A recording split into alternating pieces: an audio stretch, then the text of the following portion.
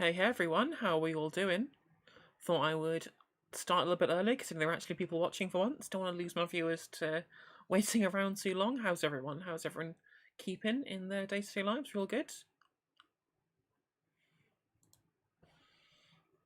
Got plenty of stuff to go through today. As you see in the title there, we've got to talk about obviously Greek GB news and the £800 million of Tory contracts that have gone to COVID contracts have gone to Tory donors, and we're going to be talking about the new Labour policy about trying to have more focus on the Union Jack within their iconography, and a discussion around the role in which patriotism and that kind of thing can fit in to kind of left leaning. I wouldn't obviously not leftist in the case of Labour, but left leaning kind of political strategy and how that would actually take effect. Which is something we definitely need to have a chat about because it seems to be like a bit of a sore issue that I feel like we can genuinely have a bit of a good discussion regarding. So we'll definitely get around to that at some point. Must say today I've had a pretty easy day. Just been watching people play Let's Plays of Soma, which is a game I'm kind of obsessed with right now. It genuinely blew my mind, the story that they decided to go with in Soma. I would highly recommend people checking that game out. Other than that, I've just been kind of just staying at home, really, just doing it, just enjoying my day off work, getting some shopping done. How's everyone doing in chat? Have people in chat been having fun today, or been working, or?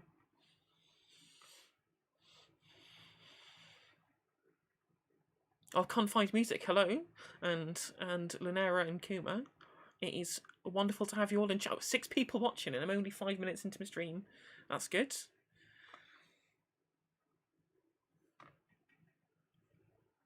If anyone's so playing WoW, interesting, fair enough. Yeah, I've never actually played WoW.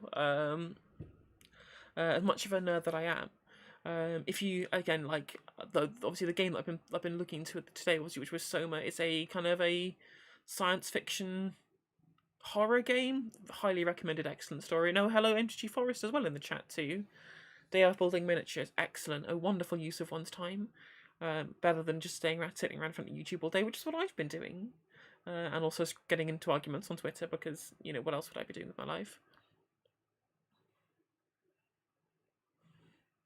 Joe posting game night, excellent. Been playing Portal. Of course you have been playing Portal. I'm surprised your laptop can take playing Portal.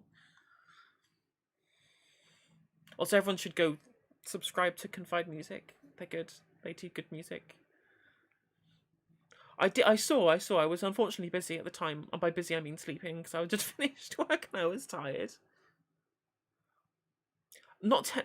There is an AI involved, but it's more about kind of discussions of reality, and perception, and what it means, what it means to be human and your sense of self. Very, very, very excellent story to unpack there, because there's loads of different kind of angles that you come at and different kind of bits of logic that you could apply. I'm not going to spoil it because there's a game where spoilers would ruin the story, but I think my time of being a very, very open trans woman on the internet just basically made me completely impervious to transphobia at this point. So, but I can definitely understand that.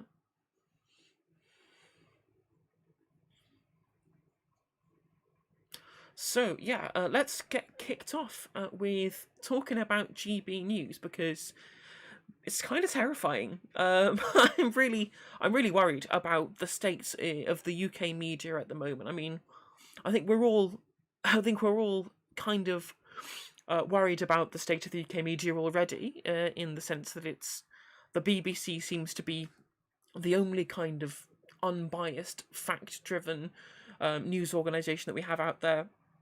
Apart from, especially when it comes to TV news, I guess you've got like Channel 4 and Channel 5, but people don't really watch the terrestrial news sources to get their actual news, right? People are mostly going online. They're using very kind of right-leaning websites who have the funding with which to do this, and there's this general feeling of the metropolitan liberal elite, as Stuart Lee would put it, who, and any time you mention any kind of progressive policy, people will just smear it as being partisan, even if it's just, kind of just reporting these in a factual light, as what happened with BLM and things like that. And when you report facts about, maybe the UK and the US just aren't really actually perfect entities at all, suddenly any kind of challenge to this narrative is seen as just like liberal bias rather than genuine, factual reporting. So what GB News is, since Andrew Neil didn't have his own show, didn't get a second series, I guess, Alan Partridge style, decided to jump ship from the BBC, and is now the director of GB News. Now, what is GB News? It is a rolling 24-hour news channel, but not in a kind of reporting the news as it happens kind of way, like like BBC News 24 would be, or whatever, something like that. What it actually more is akin to Fox News, in that it has specific segments that they have taken up with political commentators of their own, who have, an angle or like a set slot, and so similar in the way that Fox News will have the Tucker Carlson show and the Glenn Beck show, and how Glenn Beck, created this kind of cult of personality around his kind of what's this war against America, etc., etc. And you can also see from there where with a name like GB News, it's coming at it from this kind of very nationalist angle. So let's take a look, shall we? So it's an upcoming British television news channel due to launch in early 2021 on Freeview and Sky and Virgin Media. As I said, Andrew Neil is the chairman, and it has financial backing from Discovery Inc., Legatum, and Sir Paul Marshall. Sir Paul Marshall being a Sunday Times rich list £630 million British investor. So he is a hedge funder. Very, very startling how after we had all of this, we had a general consensus between people with Wall Street bets and how, hedge fund people tend to not really be very, very great. Suddenly, this is outpouring of support for a news channel funded by a hedge funder, which is, it's not great. It's not great.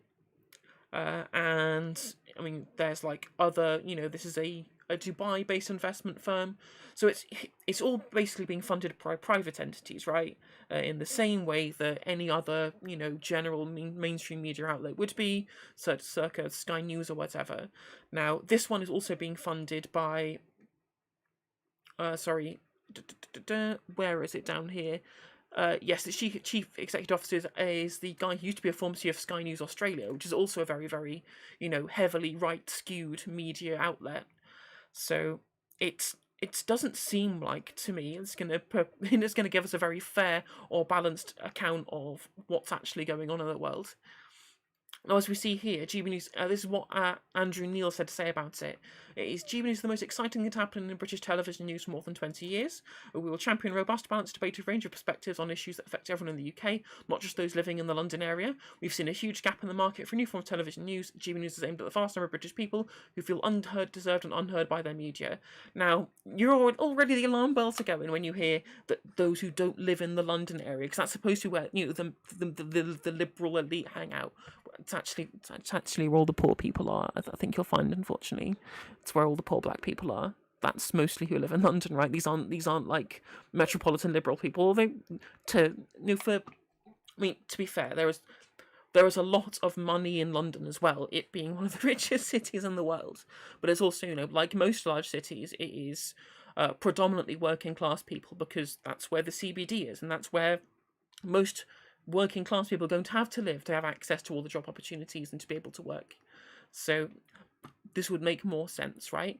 But there's definitely this kind of cultural shift, or this cultural kind of juxtaposition between people who live in London and people who live outside of London. Now, don't get me wrong, as someone who lives in the north, there is definitely a disconnect between the amount of funding that gets given to London and the amount of funding that's given elsewhere in the country.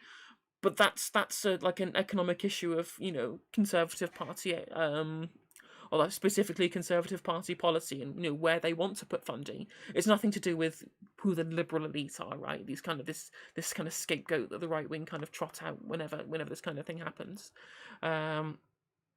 And when you look at this, as I mentioned here before, Neil on the 20th of September said that it would not provide rolling news, but within similarity to some US networks, none named in particular, divide each day into individual programs, news-based programs built around very strong presenters. He said they would aim to offer programming that would become an appointment to view, which is pretty rough. It's not. I'm not massively enamoured with what's going on here. When if you look here and it says, especially things like build around very strong presenters, what it doesn't mean is presenters. Strong presenters are just political commentators, right? It's people who have an angle that they want to push. It's strange how it starts it's starting at the top saying robust, balanced debate and a range of perspectives on issues, but then it's going, well, we want build around very strong presenters. Like this is completely incongruent, right? It's the usual, right wing scapegoat where you say, we just want to discuss the facts and discuss the issues. Well, it's just, what, you're not scared of people airing their opinions, which essentially basically means it's going to turn into a propaganda outlet, right? Like, if it's something this incongruous, I mean, we've heard these kind of dog whistles before about what the free speech debate is all about, right? It's at this point it's pretty transparent what that means, especially when I wonder what kind of robust debate is going to happen from a very new hyper partisan network funded by a hedge fund. Who could think, especially with a name like GB News. Now, this has come to a head on Twitter with the hashtag Don't Fund GB News, which is essentially basically means that the people will want to boycott advertisers who will begin giving money to GB News for doing what they do, right? Which makes a lot of sense, because if it does turn out to be something very similar to Fox News, and we all know Andrew Neil is very, very right-leaning, especially from the hilarity that happened with the Ben Shapiro interview, where he claimed to be left-leaning, and, everyone realised how hilarious that was, because he's obviously fun. He's the one of the journalists in The Spectator, who are not exactly the most kind of left-leaning publication, who came to a head previously for being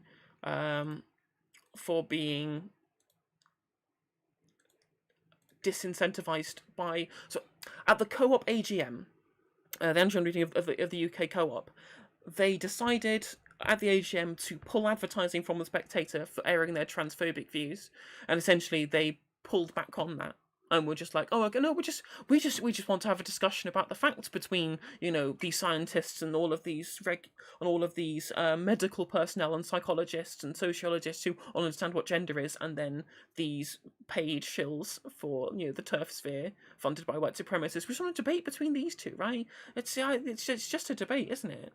Where we've got this kind of crazy idea that we can't just have someone come on the TV anymore and say, that's right, I'm an expert and this is right. We are in the tired of experts period of fake news UK history, where if you're going to have a discussion about, whether it's safe to inhale a drain pipe full of bees with breakfast, it stopped being, no, don't do that, that's bad. We have to have a debate about it, and it has to be a Professor Emeritus of Human Dietary Nutrition on one side saying, no, we shouldn't eat, inhale a drain pipe full of bees with breakfast. And here's, on the other hand, we have Albert Moonhowler, who thinks it's absolutely fine. So balanced state, the truth is somewhere in the middle. You just eat a handful of bees with your breakfast, right?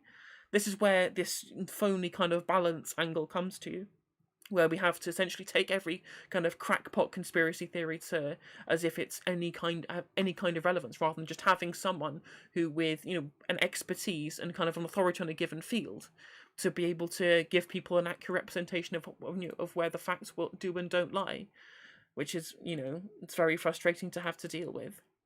So, as it says here, 2 new channels UK screens get heated about the future direction of broadcast journalism, chaired by Andrew Neil, and then there's another one which is called News UK, which is probably in a kind of similar vein. If you want to help stop Fox News style TV in Britain, tweet your mobile phone companies in the hashtag #Don'tFundGB News. Urge them to advertise with GB News or any Fox News style channel, and explain why this matters to you. So I think this is a good plan.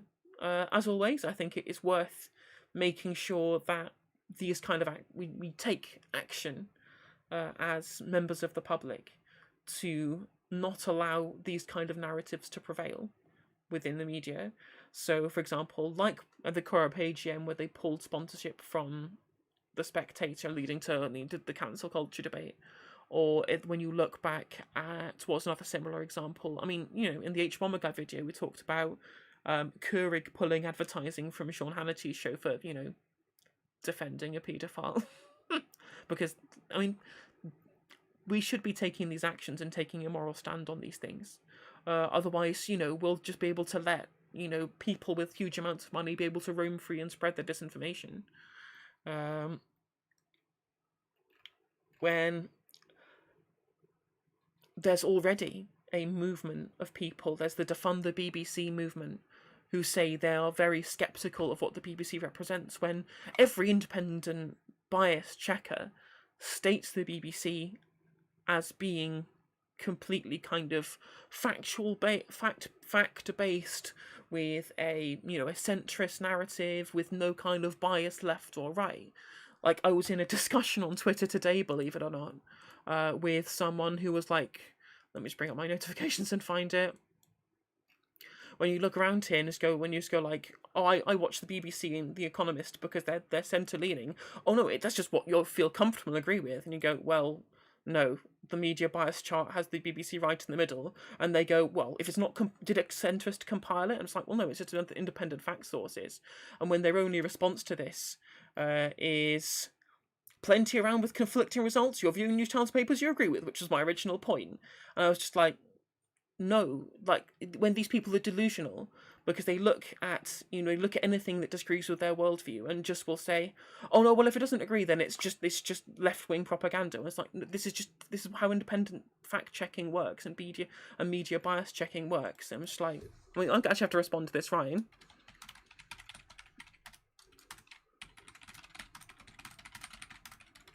Like, I don't agree with any of these. And people, we're all subject to having our opinions shaped by our environment, right? And if the Overton window of the general media consensus is right-leaning, which in this country it is, because we have the vast majority of the news outlets owned by very kind of rich people who are, for some reason, very intent on pushing a narrative that keeps them with their money. Isn't that strange? I wonder why that might be. So people's perception of what is and isn't biased is very skewed. So it's difficult to be able to convince them otherwise in this case, which is very frustrating to have to deal with.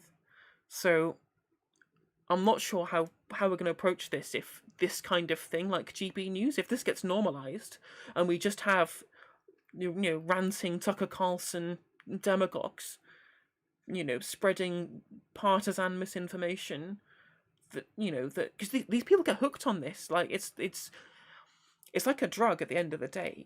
When you consume media like this in this particular fashion, you get completely hooked on what the kind of because it makes you feel good to have not only your own views vindicated, but also there to be some kind of there to be a goal to work towards, a banner to unite under. And that's what people like Sean Hannity and Tucker Carlson and Bill O'Reilly were very good at. And they're, as the demagogues that they are, to creating, a unifying narrative. And which is why they are, conservatives will push the culture war narrative very heavily. Because I think they secretly know that they've lost the economic argument, right? They know that they can't win on economic policy because it doesn't what they actually ask for, what they actually put forward is of no benefit to regular working people anymore. Or I mean, it never has been, but people are starting to realise that as the economy and the world crumbles around them, that there needs to be a way in which of keeping these people engaged with the political process. Or the other half of these people are the people who, they were members of the working class for a very, very long time, and now they're retirees who've inherited second homes, who rent them out, and are now, who now, they entirely have passive income. They've changed class at this point. They're not working for a living anymore. And once you're comfortable enough and you've got your pension, you've got your defined benefit pension, you've got your state pension, and you've got your second house you're renting out, suddenly you don't really need to get involved in politics. There's no fight there. There's no reason to stay invested in what's going on. But from there, you need to find a way of getting these people reinvested. And the way you get them reinvested is to find some other threat to their livelihood that is not economically focused, and kind of bring you again. It's a classic, class divide and conquer narrative that the right wing will use to stop people from unifying under a genuine class interest. Is that if all of the news that they're trying to do is transgender people are destroying the West, and all of this culture war bullshit that distracts people from the real issues that are going on in society. Obviously, I mean, being a trans stuff is a very big issue for myself personally, but as far as general people are concerned, it's not really a big issue. We don't pose any kind of threat, regardless of what the news organizations might say. But if they paint this narrative that it looks like GB News are going to be, by the names that they've got involved, the name of the actual channel, and the kind of style of kind of news and journalism that they seem to be purveying, then they're going to continue pushing this narrative and use this nationalist principle to be able to distract people and say, well, I mean, if you genuinely believed your country was going to get destroyed, and what the thing you actually hold in, the struggle that you've got now there keeps you engaged with the political, with the political sphere, with political discourse in general. If you genuinely feel like you're going to lose something, whether it be some kind of sense of national identity, or a sense of community, or the idea that what you believed as sex and gender when you were taught when you were 14, right? If someone threatens to take that away, then that gives you something that gives you a struggle and keeps you engaged in the political process, which you otherwise wouldn't be if you were, a middle class person nowadays who previously was a working class person. So I'm quite worried, especially with the defund the BBC movement, people claiming that this one of the least partisan news organisations in the world, because it's entirely government funded, right? You'd think that it being funded by a right-leaning government would make it skew right, but it still doesn't. It's still in every media bias fact check. It would show it as being non-partisan and being fact-based. Their mind's been poisoned by so much culture war stuff that they don't see the BBC as being non-partisan anymore, which is very, very disturbing. And I'm not sure, apart from doing things like this, how we're going to fight this narrative moving forward, because we can't just abandon, we cannot abandon our interest and our desire for social progressivism just because we think the culture war is where we're going to lose on economic policy as well. Those people are going to ignore it. We have to build a genuine class coalition that does include some amount of social progressivism in it as well. Otherwise, this is just going to continue and just going to get worse. And I don't really know how we're going to solve that. But anyway, that's some doomerism for you. What's everyone's opinions on this moving forward? Is everyone else as kind of scared as I am that we're going too far down like a right-leaning rabbit hole that's going to be difficult to escape? Or Change UK, massive concern going forward, they both push the cultural bullshit. Yeah, although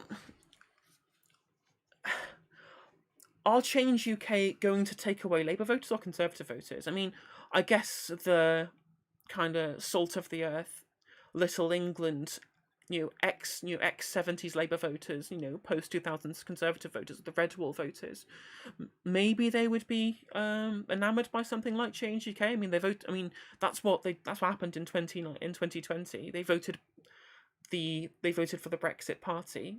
I mean, the Tory share in Red Wall seats actually didn't increase very much. What you saw was a defection from Labour to Brexit. The Labour Party to the Brexit Party in these particular in the last election cycle. So it's possible that Change UK will exist specifically as Nigel Farage's spoiler party, to be able to. Or Change UK was Change UK Lawrence Fox's party, or is it Nigel Farage's party?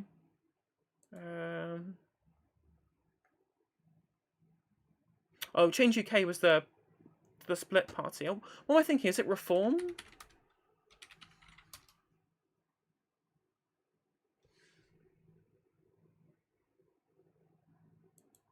Oh, Reform. It's not Change UK. It's Reform UK.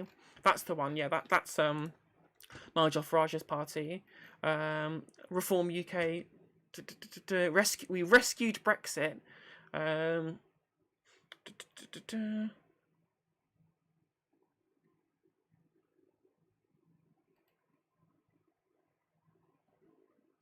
What even are these guys' policies?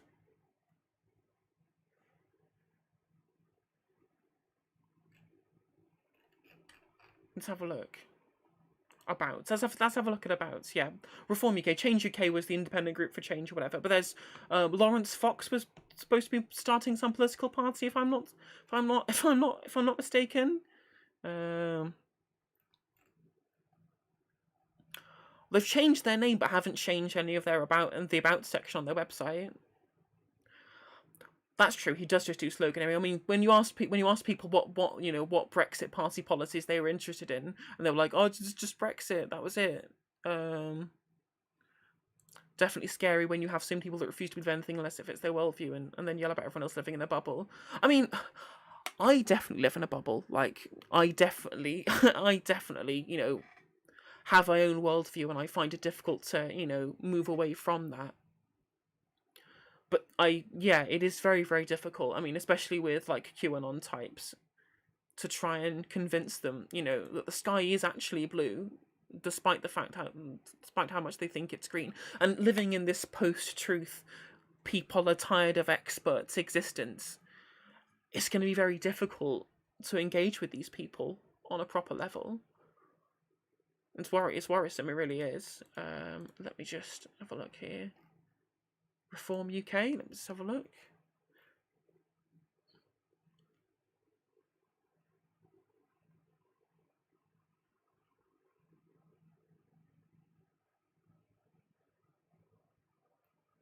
I can't even see there. There's nothing. It's just yeah. I mean, it sounds to it looks to me like it's just gonna be used as a spoiler party to be able to keep the Conservatives in power, because they, like Farage has somehow cultivated this image of an everyman that doesn't make any sense, because he's a commodities broker, an investment broker, I believe, who benefited loads from Brexit. It was only like this personal. I don't even know whether Farage was doing it out of any kind of personal, economic desire, or whether he's just an agent provocateur who loves the sound of his own voice. Like, is that? I mean, I can't decipher it, because I genuinely feel like he's just a bit of a racist old man who wanted to be popular, rather than someone who had some nefarious plan to increase his yearly earnings. Right-leaning individuals avoid policy commitments because it would be pretty easy to win most arguments. They just engage in conspiracies and culture war rhetoric. I mean, that is true. And I think that, again, like I was saying before, I believe that most people do believe that the Conservative economic plan has failed. Most people do believe the Conservative economic policy has failed, and that austerity was a bad idea. But you have discussions with people where people will just be like, "Oh, I can't vote Labour because they're the party of scroungers." I'm like, mate. What does the word Labour mean? What do you think that is? And it's really difficult to have conversations with these people, because they have this fixation on aesthetic and appearance, and won't even bother thinking about. I mean, again, they completely avoid policy proposals because they just, it would shatter the perception that they have. It's really, really difficult. Raj isn't a career politician. I mean, it's true. I mean, that's what they try and that's what they say. That's what he says at the very least. Yeah. I mean, it's more so than Blair, to be honest. Like, he's just like the talking mouthpiece that the media roll out. So they have again, so that you create this phony balance where any viewpoint is fine, it doesn't have to be substantiated. And the worst part is this has driven this further idea where everyone's just like, oh, well, it's just my opinion. What, you can't fault me having an opinion. I'm like, if it's not based in any kind of empirical reality, yes, I can fault you having an opinion because your opinion's fucking stupid. It doesn't make any sense. You can't rationalize with these people. It's infuriating. Which brings me on to the next subject that I wanted to talk about, which was the leaked memo about Keir Starmer wanting to increase the prominence of the Union Jack and kind of UK and British iconography within Labour Party messaging, which is frustrating. And I think for a lot of us who generally view anyone who cares about flags as extremely cringe, extremely cringe, because they're very, very cringe. Because why would you put any kind of stock into a piece of cloth, right? Like, you can have you can create some kind of national unity without having this weird kind of mast with which to coalesce around, right? You don't really need that kind of thing, whereas it just leads to the kind of jingoism that we see at the moment, where people will just refuse to admit the magic sky cosmos freedom, refuse to admit any wrongdoing that their country does, and that it serves as this obfuscation of what the British history, right, of what it means to be part of your country and accepts it for its flaws and its pros and its cons and what it does well and what it does badly. Like, if you can project any insecurities that you have with your country onto onto the flag and say, oh, but then that is a way of maintaining a level of a lack of criticism about what the country stands for, right? Does that make sense? So I genuinely, obviously, we would all have a healthy amount of skepticism for anyone who really cares about flags. Oh, that means also, by the way, and people who fly the European flag and who fly the USSR flag and hammers and sickles, you're cringe too. Don't think you're fucking getting away, okay? Like, it's all cringe. Like, so for example, let's turn around and talk about, say, like, our communist friends who would fly, the hammer and sickle or the flag of the USSR or the PRC, and then we'll use that as a banner with which to unify regarding. First of all, it's horrendous optics. Like, people are very, very skeptical of the history of the USSR and China and communism in general. You know that already. You're not convincing anyone by using this iconography, right? No one's being convinced who wasn't already convinced. All you're doing is virtue signaling to the people around you that you're like a communist, communist comrade, right? And you're also signaling to other people to completely avoid you because they have this idea of what communism in the USSR and what PRC even stood for, right? And these times, especially like Maoist China, because I hate to tanky bait here, but the USSR and China and Maoist China, they did good things. They did there were some things they did that were good, right? But then again, Mussolini made the trains run on time, so you've got to take the rough with the smooth. And by unquestionably following, the symbolism of the flag of the USSR or the hammer and sickle, you're not, again, you're completely obfuscating the idea of the actual points and policies that you represent, and the ideology that you represent gets completely taken away from what it actually means, and gets put onto this symbol which I understand, like, it's a rallying cry, but, like, you know, we're on the internet already. We're all a part of the leftist communities. It doesn't really matter whether you have a hammer and sickle in your Twitter handle anymore, unless you just care about, you know, internet clout rather than advancing the cause of leftism. You need to be able to convince people you wouldn't otherwise be able to convince, which is why I think that, you know, even you know, left-leaning people who fly flags like that are also cringe. Unfortunately, I'm sorry to admit it, you are also very cringe. But back to Keir Starmer. I think, and this is going to be a very unpopular opinion amongst left-leaning circles, I think it is not unreasonable for us to be able to support a kind of the progressive patriotism that he talked about when he was campaigning for leader. I genuinely think that's actually a good plan, because, you know, we instead of thinking of the UK as a nation state to pledge allegiance to in the same way fucking, you know, Seppos would do, right? Instead of doing that, we need to talk about the UK as you know, as a connected community, because as left-leaning people, we are all you know, communalists, right? We're collectivists. We believe in the power of people working together, and who are our closest neighbours but the people who live in the same country as us. So by using, you know, the nationality that connects us to be able to organise, I think that's a good thing. I genuinely think that is. But I don't think the way of doing that is just kowtowing to jingoism and these flag shaggers, because they don't actually stand for any particular community.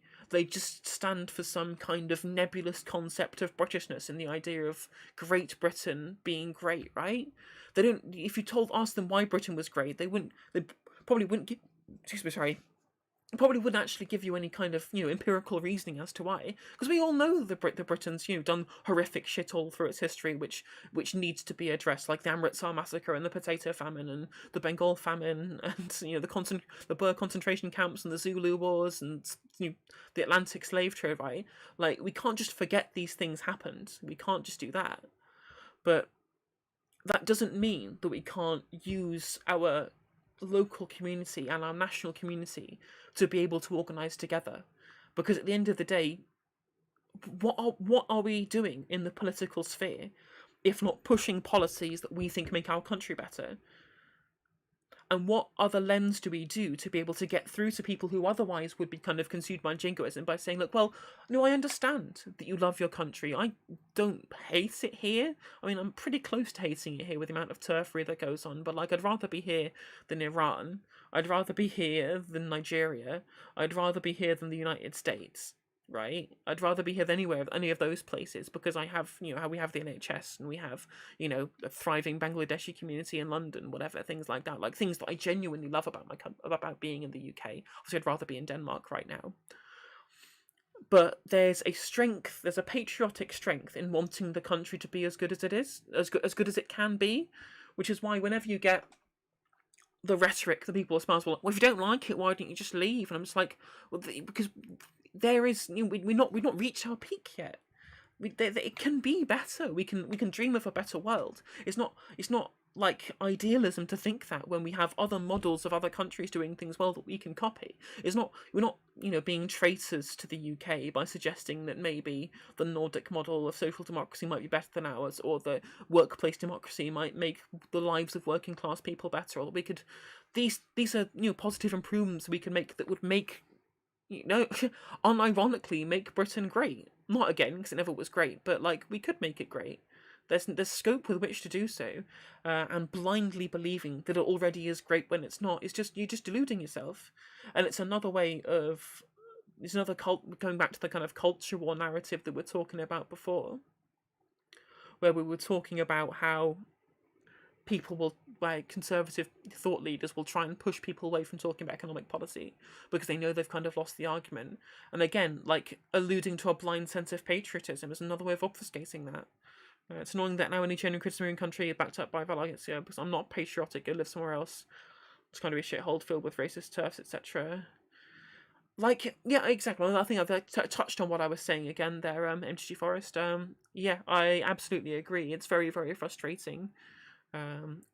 So this is obviously a really bad kind of line of thinking by Starmer. I don't think it's a good policy.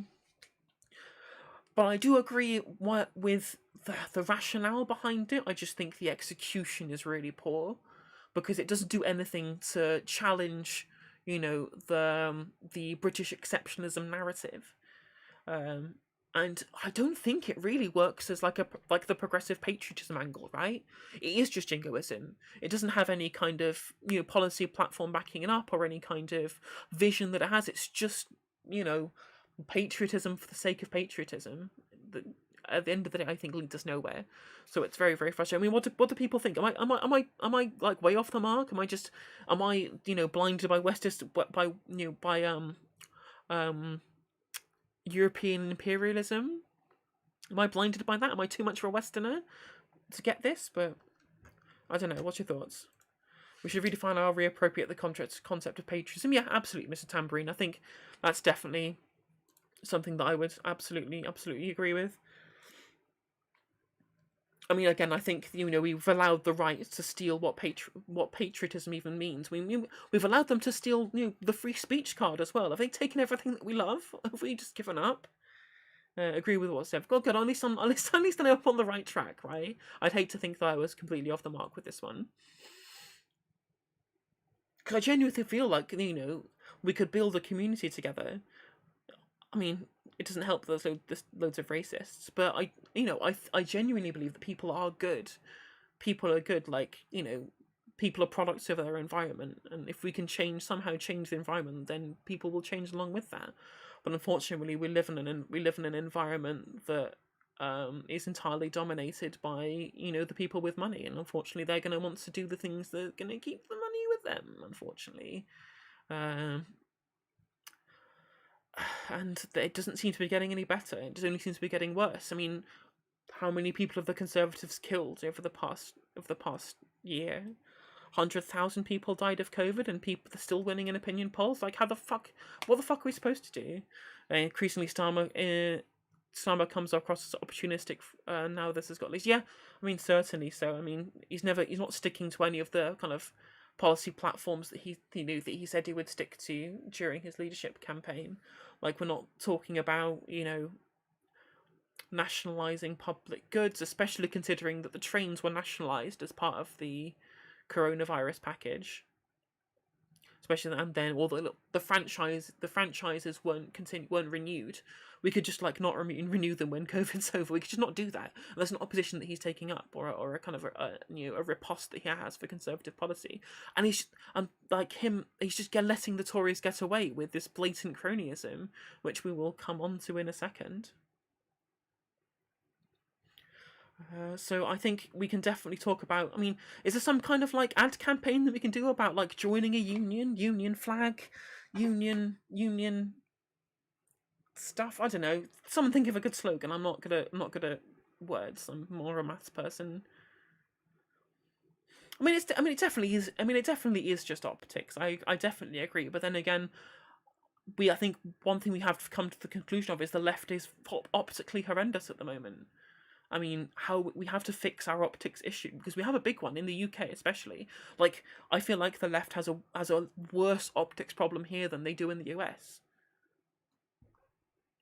I mean, people genuinely liked Bernie Sanders and AOC, whereas people in this country fucking hated Jeremy Corbyn. Like, they did, and part of it was just obviously the media smear campaign, but part of it wasn't. He just wasn't very likable. I mean, it was likable if you were a student or someone who's already on the left or whatever. But he wasn't an orator. He didn't rally people around his cause very well. Don't think he was a very good leader at all, really. And I think we have to find a way of fixing the optics problem.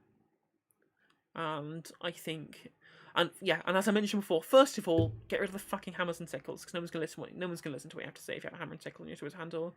Regardless of how a moneyless, classless, stateless society is a very good idea, you're not convincing anyone, and all you're doing is virtue signaling at that point.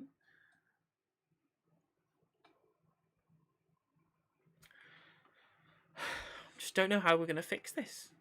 Like apparently left-leaning candidates don't work in the Labour Party, and then apparently if you look at their opinion polls now, liberal centrist kind of candidates aren't actually working great at overturning this deficit. What the fuck are we supposed to do? But for what it's worth, there's obviously a big discussion about the left people focusing on electoralism. I still think people should vote Labour, because at the end of the day, if electoralism is a dead end, which it most likely is, then engaging with electoral politics seeks to do is to make our class action and our collective action and our direct action to make them as effective as possible. And the best way of doing that is by having a party in power that is funded by unions and not by corporate donations.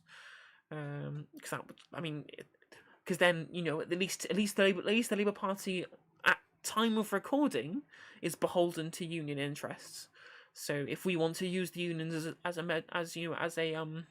method with which to gain political support, then having Labour Party in power is the best party that we can have to be able to do that properly. We're not going to create the policies that we want, but we can at least make it as easiest as we can to be able to organise that policy. Whereas obviously the argument is different in the US, where both mainstream parties are funded by corporate donations rather than through any kind of union organising, although unions do tend to side with the Democrats. And also, join Labour, be a Labour member and get involved in the AGM, get involved locally. Regardless of what, Starmer says, you can still get involved at a local level and, get involved in your local party.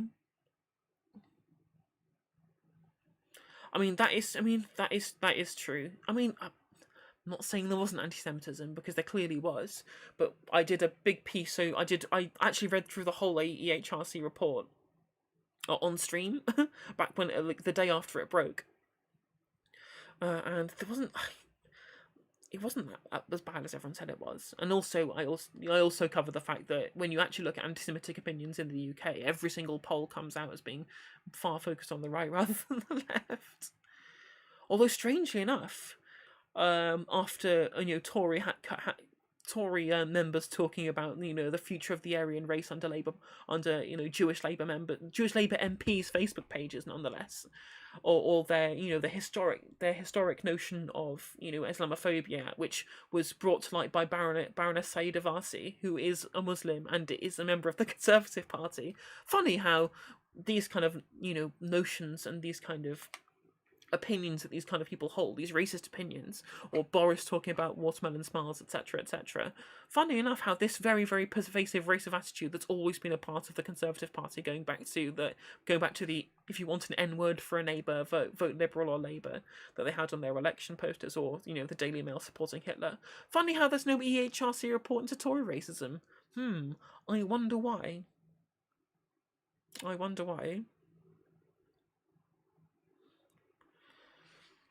It was interesting to see that they did try and pull the Bernie Sanders being anti-Semitic plan with with the Democratic Party. Unfortunately, it doesn't really work very well when your candidate's Jewish.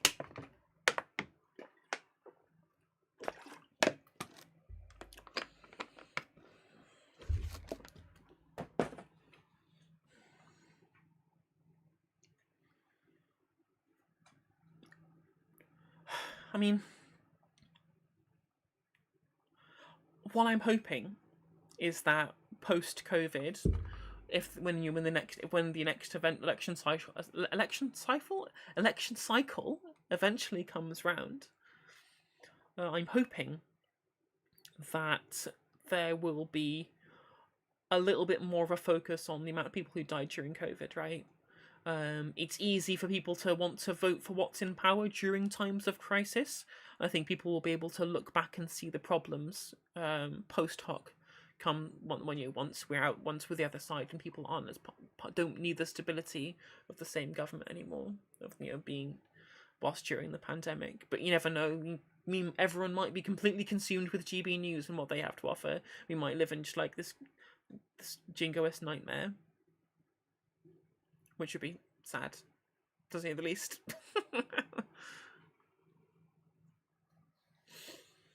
Where are you from, Mr. Tambourine? Are you US based?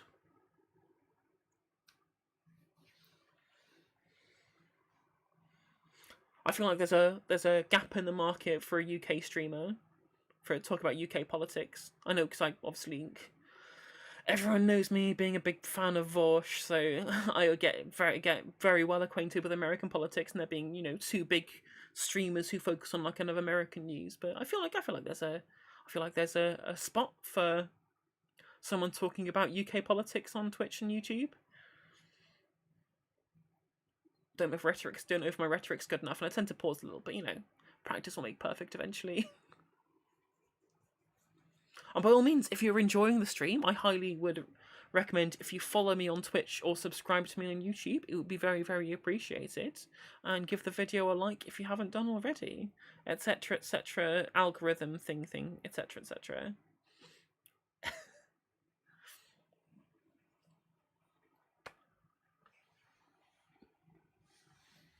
I have 6 viewers on Twitch. I guess they're mostly bots.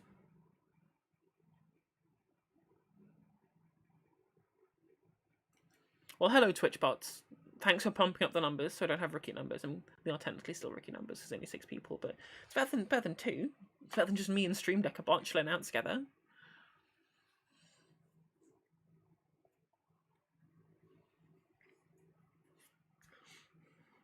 I'm genuinely worried we might never have the Conservatives might just stay in power forever at this point.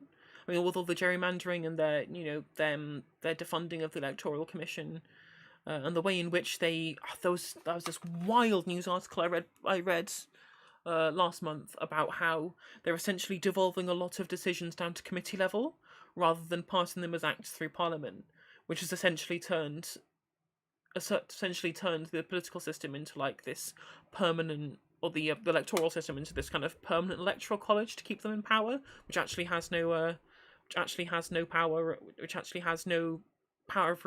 of its own to be able to mandate laws and things like that. Because how is ever a private member's bill passed by a Labour or a Liberal Democrat candidate ever going to get through Parliament at all? You need to get the man bun first, or I guess a woman bun in my case, to be able to be the UK Vosh. It's much appreciated for boosting the views. It is very much appreciated. Thank you very much for doing so. I've not done like a proper politics stream in a while, so trying to kind of get back into the swing of things. I was gonna do a load of streaming next week, so I have all next week booked off work. But then work changed my schedule. So at work, right, I had next week booked off. I had it booked off in December. Now, I don't get into the nitty-gritty of things, but essentially I do training for. I'm like a trainee manager at work, and so sometimes they'll get me around to do extra things for developmental purposes, things like that. We have some new people at work that I'm helping train this week, and I'm like, that's fine, that's great, that's what I like doing, that's why I became a manager, was to help, was to be able to help the people that I actually get involved with at work, and be able to make them better at doing their job, and be able to get, them, because they earn bonus in where I work. I'm not going to say exactly where it is, but I like helping people at the bottom earn bonus. I like helping other working class people get a little bit extra dough in their pocket, right? That's what motivates me in a managerial role. So when they said, well, we've got you training this new group of staff, or helping train them this week, and I was like, okay, excellent, great, that sounds perfect to me. It gives me some time not doing my regular job and doing something more interesting, which is good. So I was happy with that. And then they said, and then I was in with the actual trainer this week, and she said, okay, and great, so we've got these people, we've got me and No Justice doing training all this week, and then next week's just gonna be No Justice doing the training for this group. And I was like, excuse me, I have next week booked off, so I can't really do that. And they were like, oh, we didn't realise you had next week booked off. And I was like, did you not think to check? Maybe I wasn't here. And they were like, well, we have no one else to train these people because everyone else has got all their time booked off as well. And I was like, so you expect me to just not take the time off? I was like, well, you can take the time off at a different time. I was like, I had plans. But I'm not going to leave them in the lurch, I guess. But it's frustrating, because I would have liked to have spent most of next week streaming. But it is what it is. The boss gets what the boss wants at the end of the day. Welcome to capitalism, isn't it great? See, if we were a worker co-op, I would have been elected the proper manager already. That's what I'm going to tell myself. I'm going to tell them that they would genuinely, but I mean, people would elect me as the manager. It's super frustrating being part of a company, and then you just like look at your your much higher ups and go like, well, they earn like double my wage, and I'm like infinitely more intelligent than them. I hate to blow my own trumpet, but I have. I just just check if people aren't booked into work. Just like trying to explain these people how statistical analysis works, and they just can't get it. They just don't get it. It's very, very tilting. Meritocracy, my ass.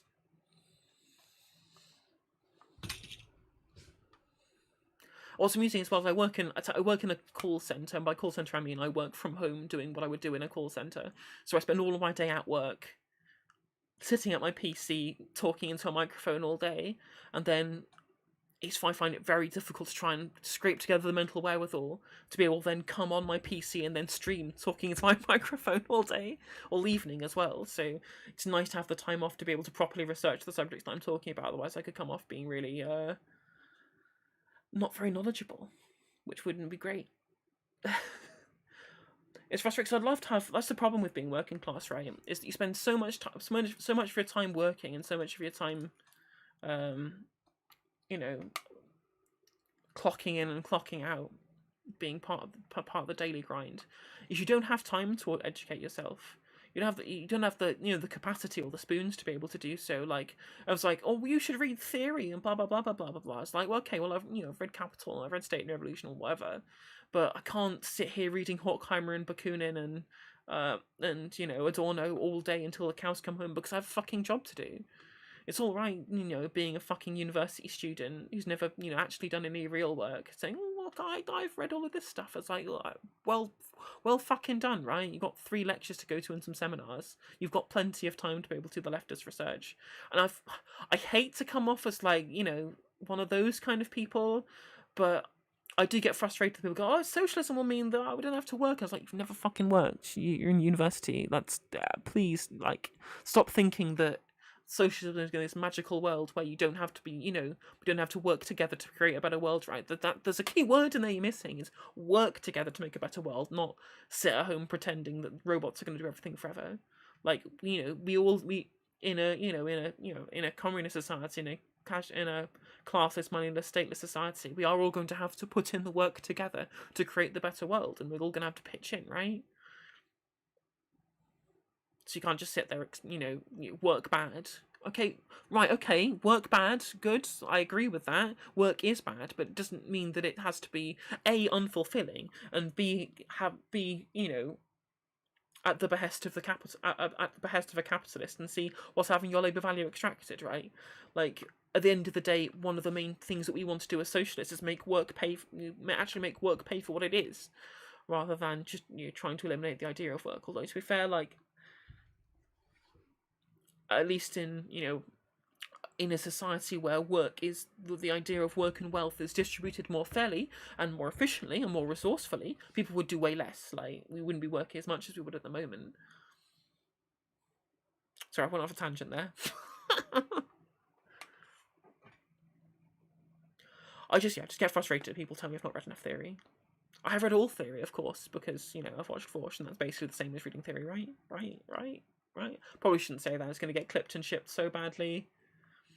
I'm going to get half of left Twitter raining down hellfire on me. Said, "You said the V word. You're cancelled forever."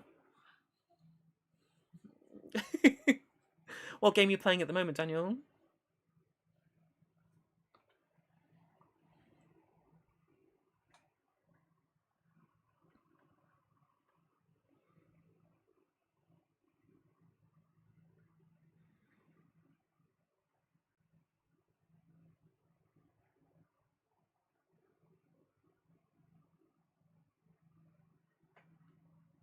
Sorry, I realised that loads of people commenting on my post saying, "Oh, I'm going live" in the Force posting group.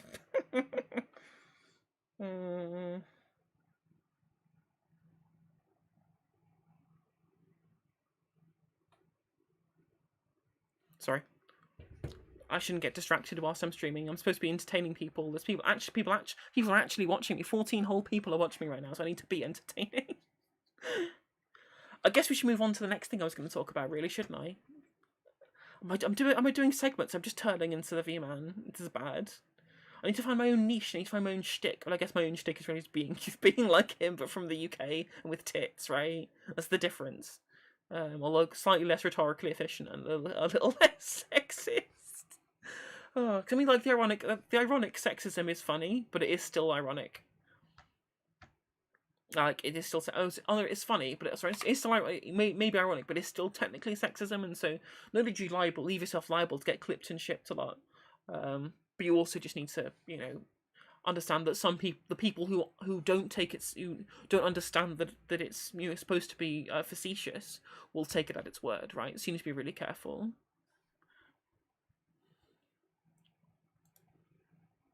Do we need a V person in every country? That's interesting.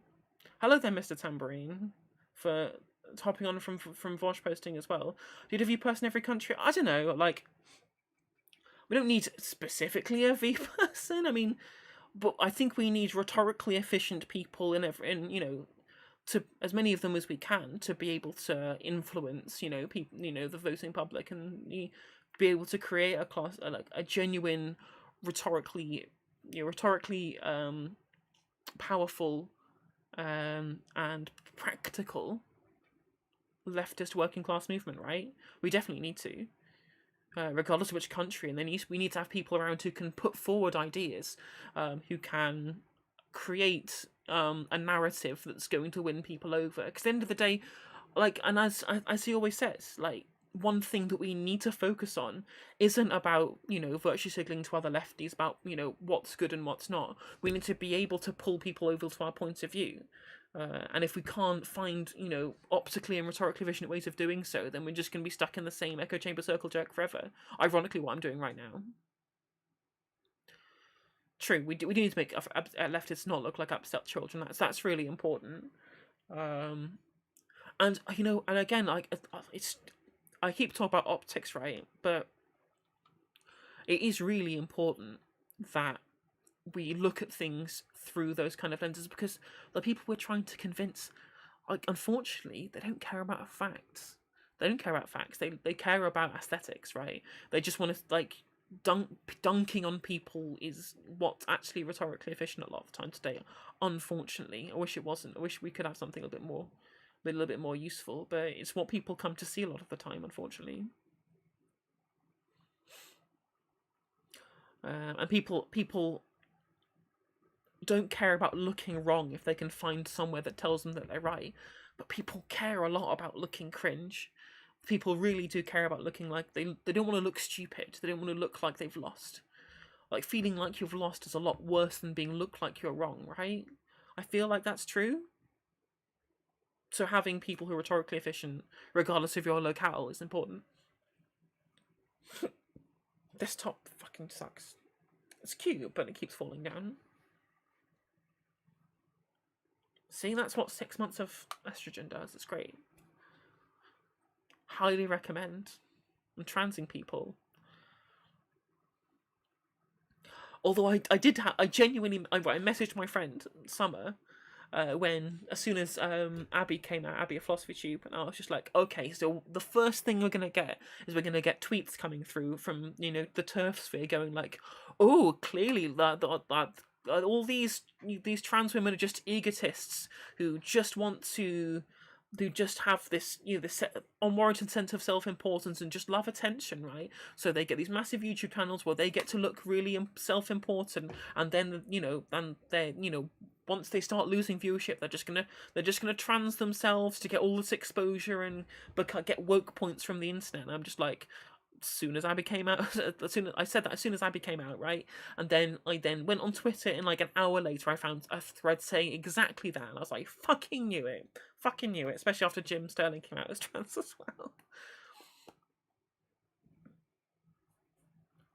And to be fair, I do love attention. It is true. I am an attention whore. You can put it on my dating profile. Real whore and attention whore at the same time.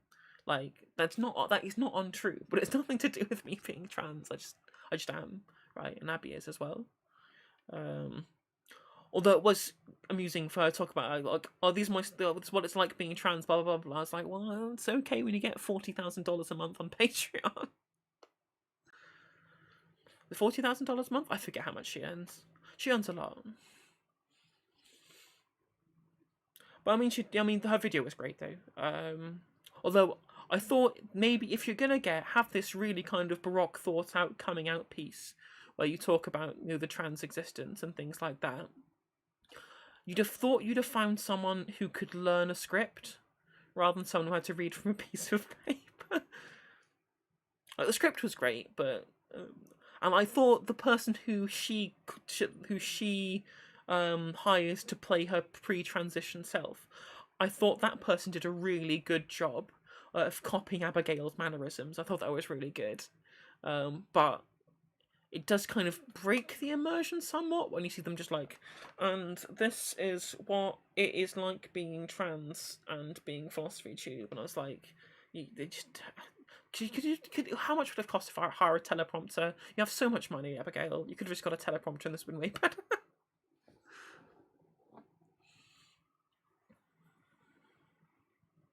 And there was like the Xander Hall drama that happened after that as well.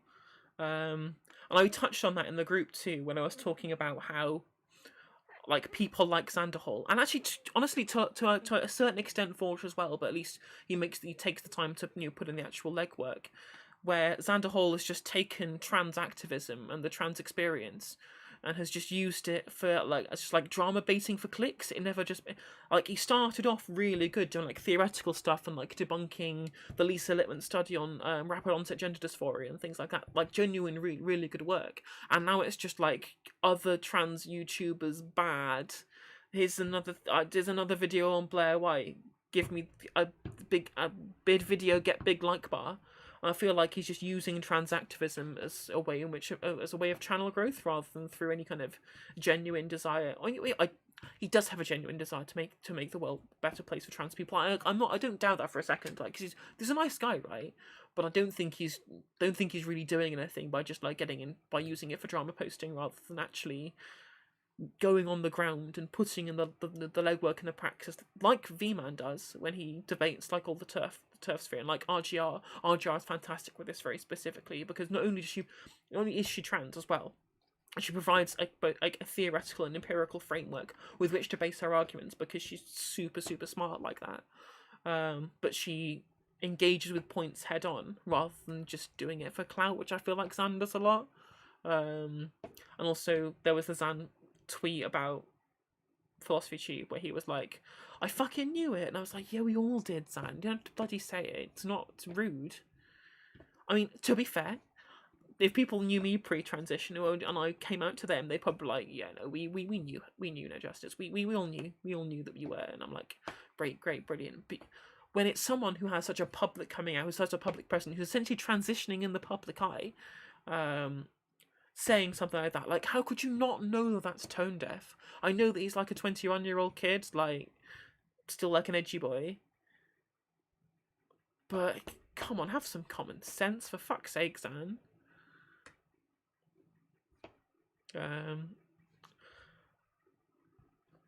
I just think the way we need to talk about trans issues on the internet is very delicate. I think Contra does a really good job of being able to do that. And also Cops Hate Mo, they are really good at talking about the non-binary experience and talking about trans activism. I would highly recommend checking out Cops Hate Mo, all one word, on YouTube, because their takes are really good. They did a good video about Calvin Garra, but didn't just talk about it like, you know, Calvin Garra bad, the man bad for doing bad YouTube videos, but it was an in-depth understanding of, you know, of the reason why. Agreed, I absolutely agree. Yeah, if he doesn't take these kind of things to heart and apologize properly, right? Like, so right, I have this issue with the online left, or the online discourse in general, where if you say something wrong, people will attack you for it. If you apologize, people will talk about you being insincere. And if you make a claim and then walk it back and say, I was wrong in here, I was misinformed, I didn't realise, etc., etc., people will accuse you of damage control.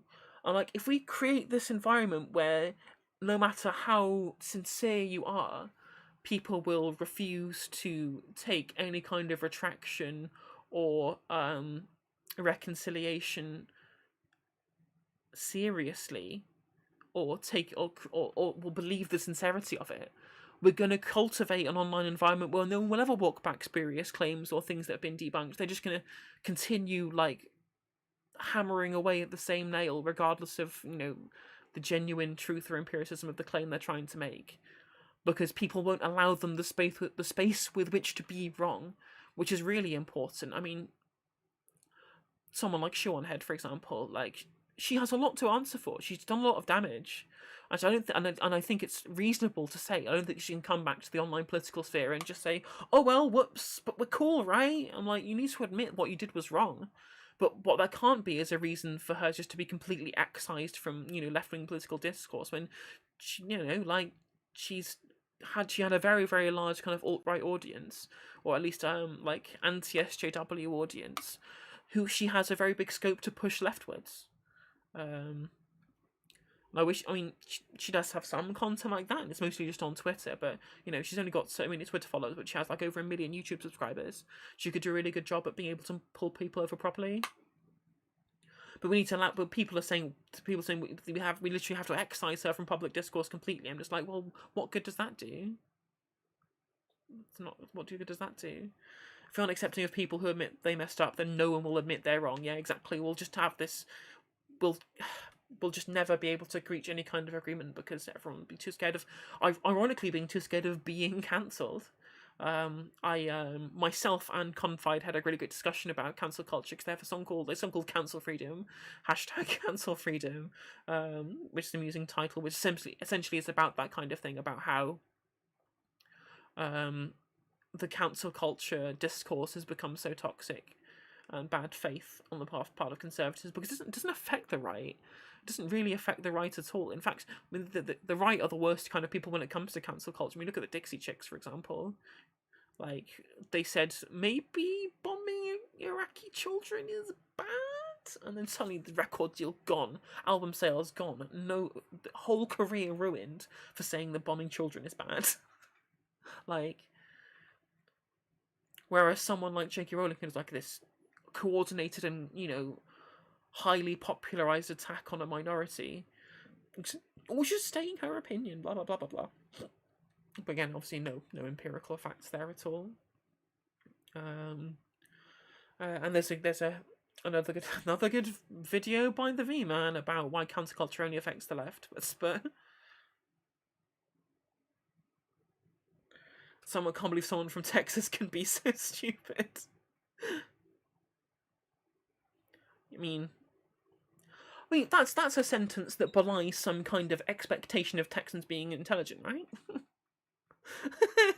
Well, that's it. I mean, like, there's the famous kind of like left book Facebook group called, I guess, Conservatives with the Snowflakes, are the real snowflakes all along, or something like that. Or sounds like Conservatives are the real snowflakes, and they really are. Like, you look at the kind of things that the left get angry about and the right get angry about, and you can see like how disparate they are.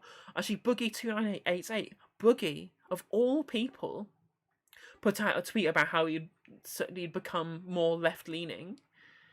He like tweeted and saying like, well, I always got bullied by both sides of the political spectrum, but then I realised that the right-wing people were bullying me for looking, for the way I look and the way I am and how the space that I take up in the world, and left-wing people were attacking me for being bigoted and being wrong and being nasty to people. I was like, maybe the left-wing people had a point. I was just like, fucking got him, we did it, we got through.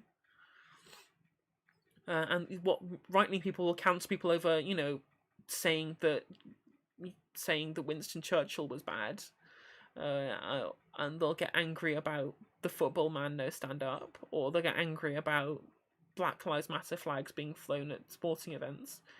But left-wing people will get mad at systemic violence against people of colour by the police, and massive wealth inequality. And it's just like, this is like completely, like, the levels to which these are actual important issues is fucking parsecs apart, because it measures distance. That works. That's what a parsec is.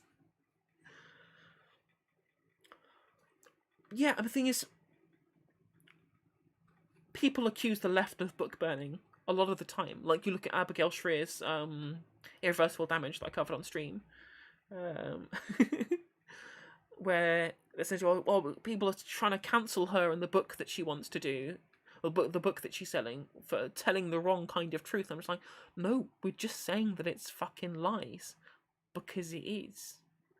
Like, people refuse to, again, we are living in this weird kind of post-truth world. People are tired of experts. I'm sure, I mean, for a lot of the seppos in my chat who are not aware, we had, what was fucking Michael Gove's, it might have been the Brexit secretary at this point. He was on Channel 4 News, and he literally said people are tired of experts telling them what to think. And I was just like, there's a reason they're an expert. There's a reason why you're not, manning the Large Hadron Collider at CERN, and very highly paid scientists are. That's because that's their specialisation. If you believe that all opinions are equally I'm entitled to my own opinion, then sure, yeah, you're entitled to your opinion on how to perform a colonoscopy, but you wouldn't want to take the role of some kind of trained medical physician. Like, Brexit's fucked. That's what it is. Brexit's completely fucked. I mean, right. Our own is unironically the real postmodernists. True, they really are. Pomo Nomo. Well, interestingly, I actually found out what Jordan Peterson meant by postmodern neo-Marxist, right? And that he views the proletarian versus bourgeoisie kind of dualism of the conflict, right, of the dualism of caste conflicts. He says that maps onto the oppressor-oppressed dynamic of social justice movements, which I kind of get. I kind of get that comparison. It's just that he thinks it's entirely constructed for woke points and to destroy Western civilization, which I don't agree with. It's just, that's just kind of true, in that cis people do oppress trans people. There are people who have societal power, and privilege. It's just obvious. Oh, there was a PragerU slide of it was just Karl Marx in front of a blackboard with workers good, owners bad, and I was like, yes, very based PragerU, very based and correct. I'll get Greg from next one to identity. True, absolutely. Like, fucking hell, these people just, trying to talk empiricism with these people is impossible. Which is why we have to use optics, because they won't be convinced they won't be convinced by facts. They won't be convinced by it. Like, you have to use rhetoric and optics to be able to move these people across. Then once you've moved them across, I believe that once we're on the same side of the political coin, we can then move them from being, when you get them sold on like the Nordic model and social democracy, we can then use facts to move them from that to socialism. Depends when you pause the PragerU vids. Like, socialism is based. That's my favourite PragerU graphic. That, followed by the decline in artistic standards graph that Sean posted on this video about them, which is also very funny.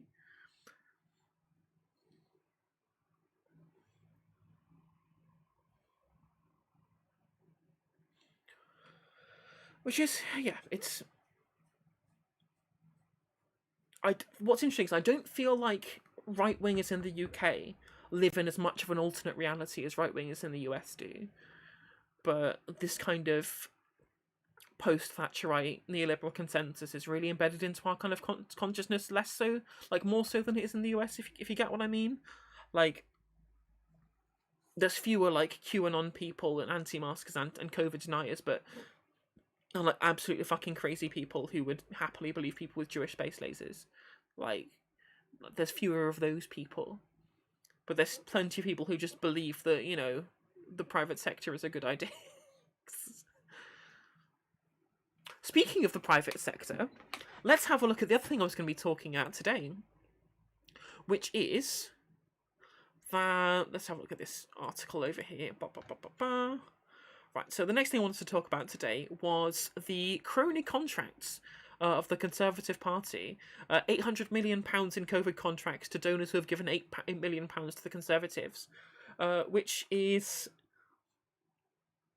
completely egregious in every possible sense of the word. It is unabashed cronyism. Like, it's so blatant, so obvious. Like, I have no idea how they feel they can get away with it, but they fucking have. No one's talking about it. Everyone's talking about clapping for Sir Tom because they're too busy doing worthless fucking, like, essentially what is essentially just like virtue signaling nonsense. Just these kind of like blank, like, shows of what's the word I'm looking for? I keep forgetting. I as soon as I turn the stream on, I forget about the words that I'm gonna say. It's just this meaningless kind of signal rather than anything kind of concrete. It doesn't clapping for Sir Tom for raising 33 million for the NHS doesn't make the government put more money into the NHS. If anything, it completely obfuscates the point of the fact that they aren't putting money into the NHS, because at the end of the day, charity is the failure of the government, right? If there are people who require charity, it's because the government's not doing its fucking job. Like, although I guess a load of neolibs would say that it's just the free market's doing its thing and they need to pull themselves up by their bootstraps. Anyway, I digress. Let's talk about the cronyism from the Tory party. So, government contracts worth £881 million have been awarded to individuals who have donated a total of £8.2 million to the Conservative Party in recent years. Byline time the sentence can reveal. Contracts span across various projects undertaken by the government during the coronavirus pandemic, from the procurement of personal protective equipment (PPE) to the provision of laptops for school children forced to study from home. Now, the thing is with these as well, is that there was no proper bargaining to be able to get these contracts. There was like a fast track line that they had specifically for Conservative donors, so they could dodge the queue and get first dibs at these contracts, obviously, which is just like literal cronyism. It's just like the definition of cronyism, that the reason that they're doing it. And essentially they're just funneling public money into their mates' pockets. There's no direct evidence the government awarded these contracts in direct exchange for the donations. No monthly meeting with them is assigned to departmental work to the highest bidder. Rather, the Conservative Party has promoted the idea of outsourcing public services to private companies in recent decades, an ideology that has been ruthlessly applied during the COVID-19 crisis. Now, I'll give you a little bit of a clue about private companies, right? Do you know what private companies exist to do? That is generate profits for their shareholders. So, if they're getting a certain amount of money to do the contract, the amount of money they need to spend to be able to fulfill that contract has to be less than the amount of money that they get given by the government. Otherwise, they wouldn't make a profit. So, why don't we just spend the less amount of money to do the contract by the government, but let the government do it, or let the NHS do it, and then that money that would otherwise have gone into the pockets of shareholders stays in the public office. It's cheaper for everybody, and as has been shown throughout, like the Serco fiasco last year, it gets you a better level of service as well. Who knew? Who fucking knew? I never knew that would happen. It's crazy, isn't it? And also, it means that also when you have a private company do as well, who have the intention of making profit, they have the incentive as well to keep their cost of the bargain down as well. So they actually deliver you a worse product too, because the profit incentive from a government-provided contract isn't to create a net benefit for the end consumer, because the end consumer gets what they get because it's an outsourced government program. So they will spend less money to give you a worse deal than you would have got if the government just did it themselves, or if you paid for it yourself. It's literally the worst of both worlds. It's crazy. And is this larceny? I have no idea. Like, commercial benefits by commercial benefits supplemented by the Conservatives' low tax mantra to help party win power. Donations roll in, the party gets elected. Public sector contracts in turn roll out to the market. Exactly. I mean, if you're a private company, you will try and facilitate a Conservative victory as much as possible because there's money in it for you, right? It's just this perpetual the neoliberal cycle, where the corporations benefit, the symbiosis between corporations and right-wing governments, or neoliberal governments at the very least, where they have the symbiosis where you scratch my back, I scratch yours. The people, this is the biggest failure of neoliberalism, right? That it's an affront to the democratic process, because money in politics is a problem, and unfortunately, not what pray you would have you believe, but that's what it is. 18 billion pounds outsourced to the private sector in less than 12 months. Let's have a look at some of them, shall we? Oh, there was one of them that I saw the London Economic covered, where it was someone who was literally the first business they'd started, and they were like the son of a Conservative peer in the House of Lords they'd have no experience. They just happened to be related to someone who was tangentially related to the Conservative Party. There you go, we'll fucking throw you loads of public money just to do nothing with it. This is contracts worth £6 million for a donation of £600,000. Oluwole Kolade is the managing partner of Living Bridge, a global investment company listed by Companies House as the one person with significant control of Living Bridge EPLLP. Made 20 donations to the Conservative Party, including a singular donation of £10,000 to Health and Social Care Secretary Matt Hancock, and donations amounting to £40,000 this year. The Leaders Group Dining Society, so literally just like in trading places, when you have the gentleman's club where the Dukes and Dan Aykroyd's character, whatever his name is, Winthorpe, that's the one. They have this like massive this gentleman's group that they belong to, this gentleman's club. This is basically just what this is. It's just this this high society cabal of people who try to essentially just like put money in each other's pockets, taking our money, our tax money. It's our money that we pay them in taxes, and giving it to already rich cronies, if that is to make them and their shareholders richer. Attending 13 of these dining society events. What was the contract that they were offered? They're one of the companies that they're linked to. £6 million COVID-19 contracts in general. We've got this person called Scott Fletcher, only a measly £240,000 donation, get a contract worth £2.5 million. How's this person related to the Conservative Party? He's done a bunch of donations, including to the Broxtowe Conservative Party. Oh, interesting. That's where I'm going to be. That's going to be my local MP sometime soon this year, because I'm moving to Broxtowe, or the Broxtowe constituency at the very least. Different 4 IT cloud services to NHS England, which is actually NHS England is actually getting reverted. Boris Johnson's going to be reverting the NHS England reforms that David Cameron made, which should be interesting.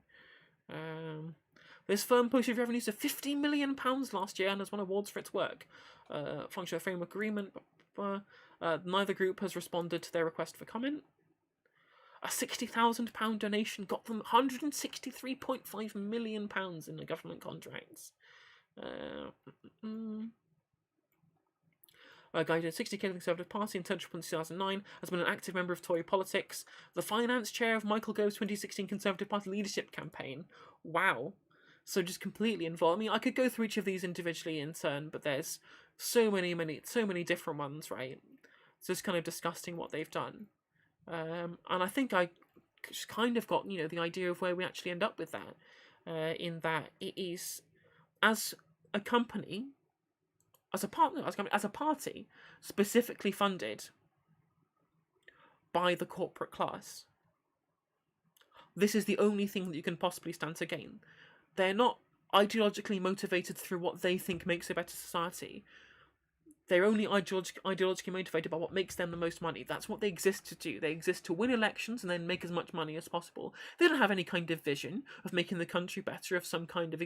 They're not ideologues who want to see their vision come true within this country. They're just worthless fucking opportunists who just want to take the money of their donors and your public money and funnel it away. That's all they exist to do. They just exist to line their own pockets with other people's money, and use that as a means with which to subsist in the world. And they get taught this from birth as well. They go to the public school. They then go to Oxbridge and get their shitty PPE degree, and then they just go straight into politics as if that's from birthright. Like they view working people as commoners. Like, I mean, you look at what Boris Johnson said about working people previously.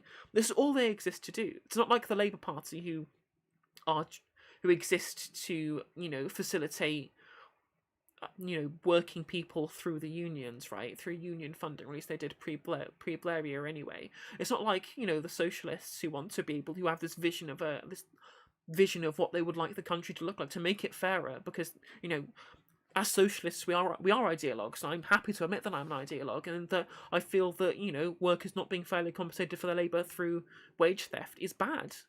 I think it's, call me a deontologist, but I just think that's a that is genuinely a bad thing. I don't think it's difficult to argue against that being a bad thing, unless you view it as being inefficient. When we look at wealth distribution through capitalism, we also realise that's pretty inefficient as well. But I digress. Whereas someone like Keir Starmer is also he's not an ideologue. He's just a political windsock who cares about power. He'll just blow whichever way the political winds pull him.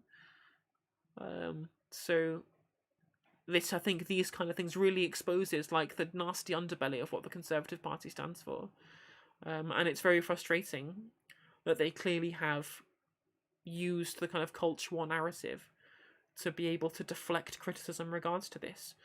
Like, you can't have people don't want to know about this. They don't understand the ramifications of this. They only understand what is easy for them to be able to supplement their existing worldview with. Which is, again, I guess it's the theme of this stream today, isn't it? Can't convince people of what's true anymore, which is it's kind of tilting. Oh well, have fun, everybody. So, that's the worst part. Is it just makes no like governmental sense with which to do this. You end up spending more money as your government than you need to get a worse level of service.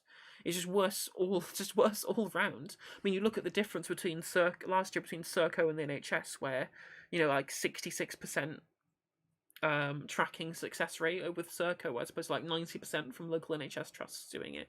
The outsourcing to private companies just gives you a worse level of service because they're incentivized not to do so. They're incentivized to make it worse. Like, which is why we should bring, which again, which is a good argument for nationalisation of key industries, because if they're being run for the public good rather than for profit as a government contract, especially when you look at something like the rail network, where we have part of it run by Network Rail and then franchised out to independent train runners, they have no incentive to give the end user a better experience. Like, I could go on and on about how the train system's fucked, but you should watch the Unlearning Economics video about it. It's really good.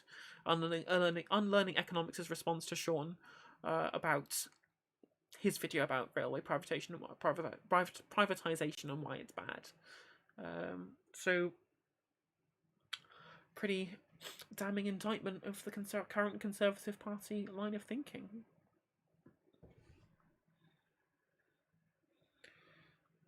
Cheers for sticking with me for the last hour and a half there, folks.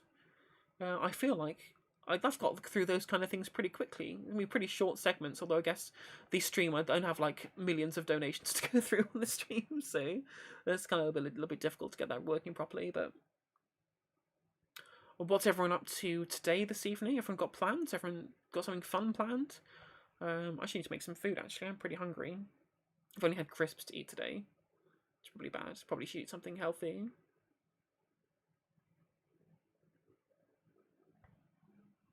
Also, I would also remind you, if you're not currently subscribed on YouTube or following on Twitch, I highly recommend that you do so. I would very much appreciate it. It would increase my metrics very well. I would like that. Please do.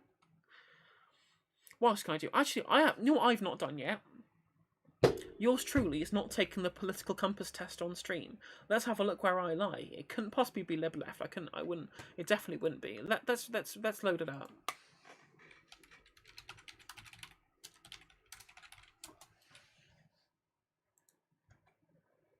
License to shill, abso-fucking-lutely. Click the bell as well and leave a comment. Feed the algorithm god. Please do. Right, let us do a political compass test for the first time on stream, so everyone knows exactly how lib-left I am, so that when everyone calls me liberal for thinking that voting for harm reduction is a good thing, actually, I can fucking look at my political compass, you assholes. Right, let's go. If economic globalization is inevitable, it should primarily serve humanity rather than the interests of transnational corporations. Strongly agree. I'd always support my country whether it's right or wrong. Strongly disagree, as we have already gone through today. No one chooses their country of birth, so it's foolish to be proud of it. Strongly agree. I mean, to be proud of it for it being their country of birth, right? I think this is slightly poorly worded. Not to be bench Apiro about it, not to be Benny Boy. But I do think this question is poorly worded because I think it's asking you specifically that it's foolish to be proud of your country specifically for being born there, right? You can be proud of it for objective things that it has done, but you can't just be proud of it, blindly, which I think I've discussed nicely in the previous conversation today. Our race has many superior qualities compared with other races. Strongly disagree. The enemy of my enemy is my friend. Agree sometimes. Again, I think it's about working towards goals is a good thing, but only if you have as long as you only have the same good methods. Military action that defies international law is sometimes justified. Military action, like on behalf of the state, I would say no. But like revolutionary action is obviously justified in many cases. But like state military action, I would disagree. There is now a worrying fusion of information and entertainment. Yes, strongly agree, absolutely. I feel like it's been far too caught up in, the corporate sphere. Economy, people ultimately divided more by class than nationality. Strongly agree. Controlling inflation is more important than controlling unemployment. Strongly disagree. Although controlling unemployment is also like a fallacious statement. But I think if you're going to control one of these two, then we would be able to do. I think unemployment is a more important thing to control than this. Yeah. Because corporations can't be trusted to voluntarily protect the environment, they require regulations. Strongly agree. For obvious reasons. From each according to his ability, which according is a fundamentally good idea. Also strongly agree. Free of the market, the free of the people. Depends how you define free market. Depends how you define it. But I'm going to say slightly disagree. I wouldn't say strongly disagree, because, I mean, if you've got, like, an actual market, like, I would say that the freest market is one where corporations are, or where companies on firms are managed by democratic mandate, right? And I feel like in a market socialist society, that's a freer market than free market capitalism, because you have the freedom with which to be able to not live under an autocracy within your workplace. So I think that was an example of a freer market than what we have at the moment, which leads to freer people. So I think I would slightly disagree, because I think I understand where this question's coming from. But I think that to say strongly disagree would be disingenuous of me. It's sad a reflection on society that something as basic as drinking water in a bottle commanded to consume a product. Strongly agree. Thank you for the subscription, Wixtoaza. It is much appreciated. I forgot to change my sound to come out of my headphones that I've got in. Let's run away to the Congo together. Absolutely. We'll drink Mbongo there as well. Sounds good to me. Land shouldn't be a commodity bought and sold. Strongly agree. It should be in the public domain. And if you watch Unlearning Economics' latest videos, he talks a lot about how land is one of the important parts in which capitalism keeps wealth in the same place. Again, well worth watching that series, and I absolutely agree that I think the way in which capitalism treats land is one of the biggest failures of capitalism. Godscope, nice chatting. Wonderful. Much appreciated. I am indeed awesome. It is true. Thank you very much for noticing that. That's great. Thank you much. Catch you on the next one. Assuming you're going to be free then. But either way, much appreciated for joining the stream today, and I'll catch you later. It is regrettable that many personal fortunes are made by people who simply manipulate money. I think the society strongly agree. Protection is something necessary in trade. Slightly agree. The only social responsibility of a company should be to deliver profit to its shareholders. Strongly disagree. Rich too highly taxed. Strongly disagree. Those with the ability to pay should have access to higher standards of healthcare. Strongly disagree. I slightly disagree. I think that the existence of private healthcare alongside a national healthcare is good because I am a consequentialist as well, and that even if the rich get to pay for really high standards of medical care, what that does is take the burden off the state healthcare service. So if really rich people don't take up services that are meant to help the poorest in our society, it makes those services more efficient for the people who actually need to use them on a state basis. So I think there are some situations in which I think this can lead to good outcomes, but in the vast majority of cases it does lead to bad outcomes. Governments should penalise business that misleads the public. Absolutely, strongly agree. A genuine free market requires restrictions on the ability of predators and multinationals to create monopolies. Strongly agree. Thank you to the monopolies commissions of the European Union, because it is as most people like to say, the EU is a neoliberal institution, but it's actually specifically a liberal institution and not a neoliberal institution, because they specifically have they have proper controls on the economy, unlike neoliberal markets do. Like obviously the antitrust organization of the United States fucking stupid, it doesn't do anything. Whereas Margareta Vestager, who was the head of the EU Monopolies Commission for quite a long time, who was part of the Danish Social Democratic Party.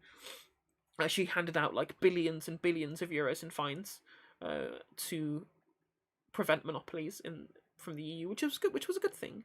Obviously, social democracy is flawed and not correct, but I at least understand when it does good things. I'm not gonna sit here and let perfect be the enemy of good. Personal social values. Abortion when a woman's life is shot with threatened should always be illegal. Strongly disagree. Authority should be questioned. Strongly agree. Eye for an eye, tooth for tooth. Strongly disagree. Restorative justice. Gang. Taxpayers should not be expected to prop any theatres or museums that cannot survive on a commercial basis. Strongly disagree. Schools should not make classroom attendance compulsory. Interesting question. I'm not sure about this one. I think I would go with agree, just because we can't trust parents not to indoctrinate their children into bigoted and or exclusionary attitudes, because if you're part of an in-group, you're more likely to teach people things that benefit specifically the in-group, right? Whereas if you expose them to the out-group through public schooling, that mitigates that risk. So I think I would say agree. Even though it's slightly authoritarian with it to do so, I think I would have to agree.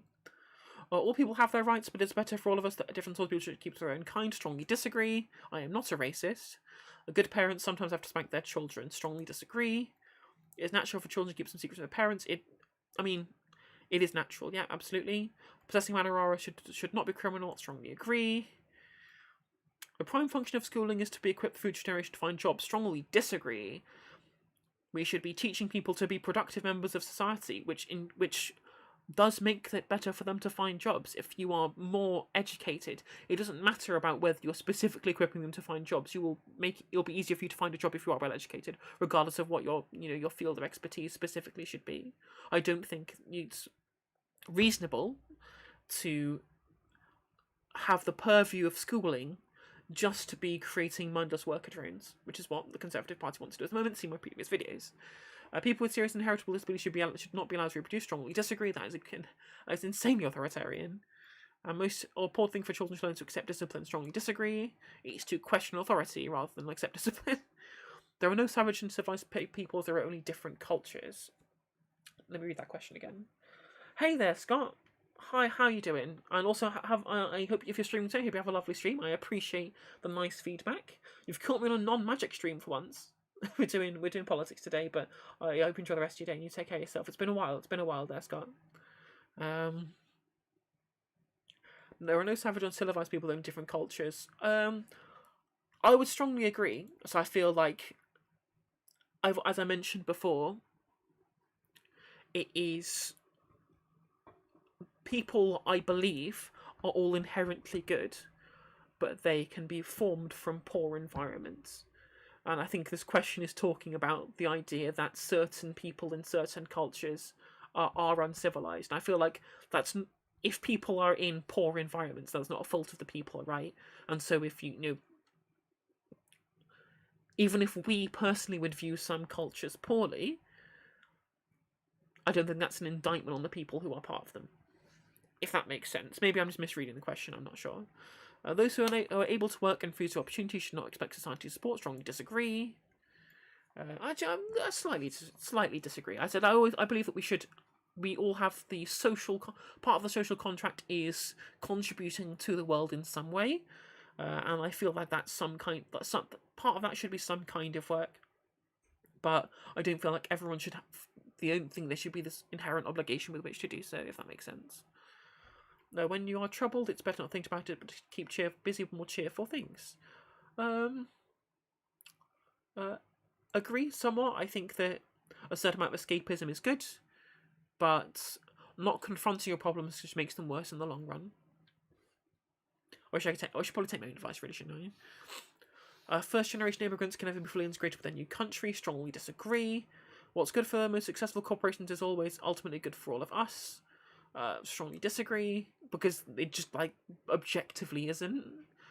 Like, it just, like, them funneling as much of our money, as much proletarian money into their shareholders and into their coffers as much as possible, which is literally the only things corporations exist to do. Their sole purpose is to be able to have as many just to generate profits for their shareholders. Which literally the only way they do that is by ripping us off. So, like, that's just objectively not true. No broadcasting institution, however independent its content, should receive public funding. Strongly disagree. I've mentioned before already today, as part of our previous conversation, I feel like a public broadcaster is very, very important. Page 4. Wider society. Our civil liberties are accessibly come in the name of counter-terrorism. Slightly disagree. I feel like there are certain things we do we shouldn't, but they're a little bit overreach. Are a little bit of an overreach. But I feel like in the vast majority of cases, if you're not doing anything wrong, you shouldn't be worried, right? Like in the same way that you could say that our civil liberties are being curbed in the name of combating COVID, which, as I mentioned before, like you can't stop people being stupid, and people just refuse to obey like lockdowns, which are specifically there to make people be considerate of other people.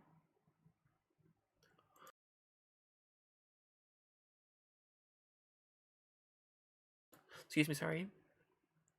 A significant advantage of a one-party state is it avoids all the arguments that delay progress in a democratic political system. I mean, it is an advantage. Like, I'm not saying that it's not. Whether it makes a one-party state good it remains to be seen. But do I think that? I mean, it's one of those questions where it's probably just asking you whether you think that that good thing makes a one-party state good. Whether that specific advantage does make it good or not, so I'll probably say disagree. Again, a pretty poorly worded question, but I think I can generally find the idea that it's trying to put across. Although the electronic age makes official surveillance easier, only wrongdoers means to be worried. I slightly agree. Hey there, Under the Thunder. I am indeed epic. I am based and epic and true pilled. I'm epic pilled and all the internet buzzwords that are gonna make me popular. I hope you're doing well, Under the Thunder. It's good to see you in the stream. Although you did catch just at the end of it. The death penalty should be an option for the most serious crimes. Strongly disagree. In a civilized society, one must always have people above to be obeyed, people below to be commanded. Strongly disagree. Hierarchy is bad. Hierarchy and bad. I'm sorry to hear having family issues there, Under the Thunder. Hope those sort themselves out. I will gladly take your mind off things for the moment. Abstract art that doesn't represent anything shouldn't be considered art at all. Strongly disagree. In criminal justice, punishment should be more important than rehabilitation. Strongly disagree.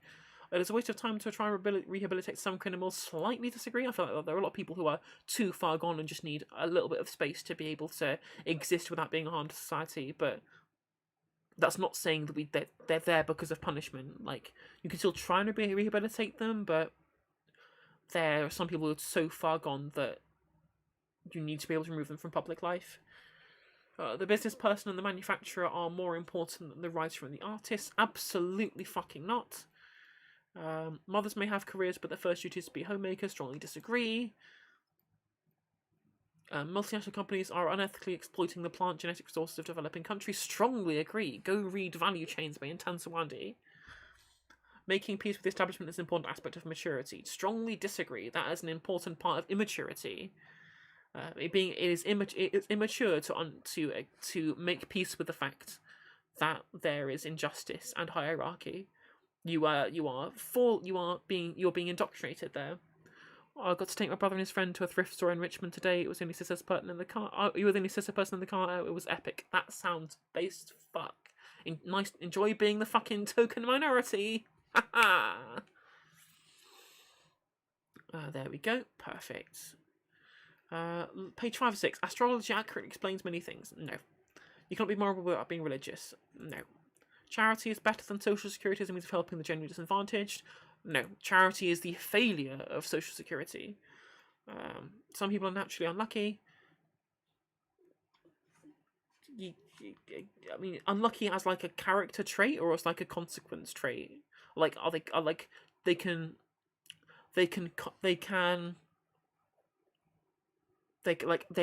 someone can be unlucky. They can, like, you have a certain, say for example you flip 10, everyone in the world flip 10 coins, some of those people are going to flip 10 tails and lose, right? So they were unlucky. Like, that's a consequence of the thing that happened, is that they were unlucky, and that's a natural thing that happened because that's how probability works. But someone isn't just an unlucky person. That's not like a physical character trait that you can have. It's not Fallout.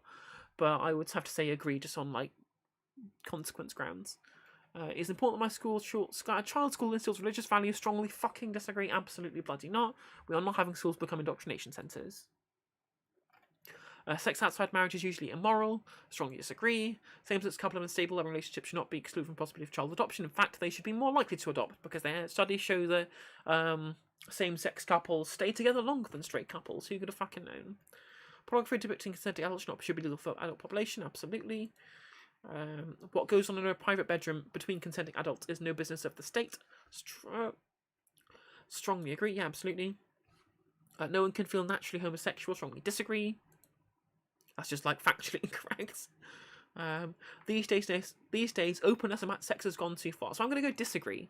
I'm going to be doing a kink critical segment at some point in the future, which talks about, so there's a difference between normalization and destigmatization. I think destigmatization is very, very important, but normalization should always be done carefully, and I think we have been not very careful in our normalization of kink in society at the moment. So I'm going to have to say disagree for this last question rather than strongly disagree, because I think it's true that it's not true that there's gone too far, but I do feel like there are some aspects that we need to be more careful and more wary of because they can lead to some poor outcomes. Because that's what I'm all about here. I'm all about good outcomes, all about consequences.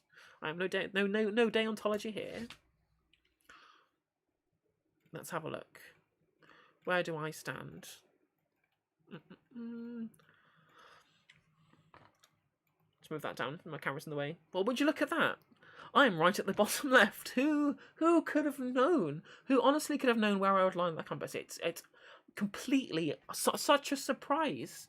I am completely gobsmacked that I ended up in the bottom left. Who could have fucking known? Based off the answers that I gave and based off my general personality and everything I've ever talked about on this channel, who could have known? That's where I would have ended up. Which is the same. Which is I am more lib left than Gandhi. Fucking hell! Look at me. Look at me go. I'm claim a certificate. Bloody hell. Well, anyway, that was me doing the political compass test, and I can now give a massive fuck you to anyone who says I'm a liberal. Tough shit. I'm just good at being pragmatic. Screw you all. Yeah, so that was fun. I'm glad I got that out of the way and finally put that segment up on my YouTube channel so people will know. Because every political streamer, it's a rite of passage. They have to do the political compass test at some point, and then I can do it again in like 2 years' time, and suddenly be down over here in like an ANCAP, something like that. Then down the bottom right is an ANCAP. Maybe that was what'll happen. Blimey, I've got like 9 viewers on Twitch. No one watching on YouTube.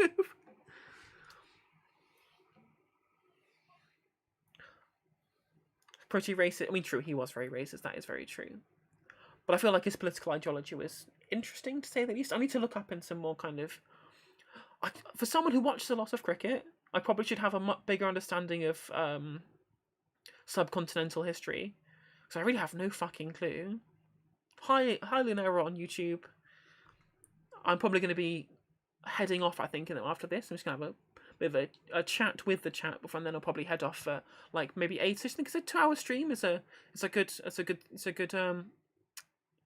It's a pretty substantial good amount.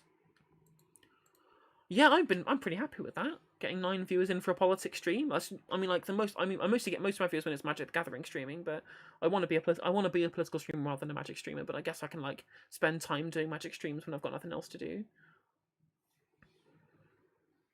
Yeah, South African history is interesting. Like, so I know it from like a British anti-imperialist perspective, and the Boer War, it's from like Boer Wars, Zulu Wars, and then Boer concentration camps. But I don't really have much of a proper working knowledge of the proper like the proper history.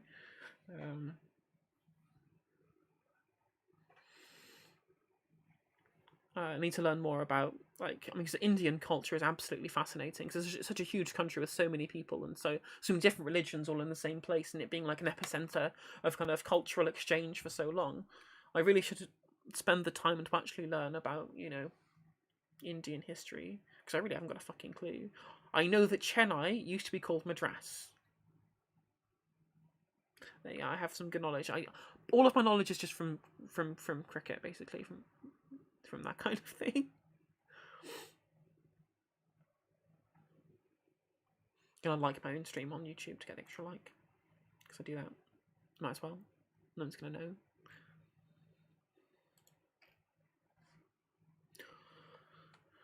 God, I think that's the problem. I think on the left at the moment, like in the left political commentary, like we just don't have anyone with like a properly knowledgeable international perspective. Since the passing of the late great Michael Brooks, it's real difficult to be able to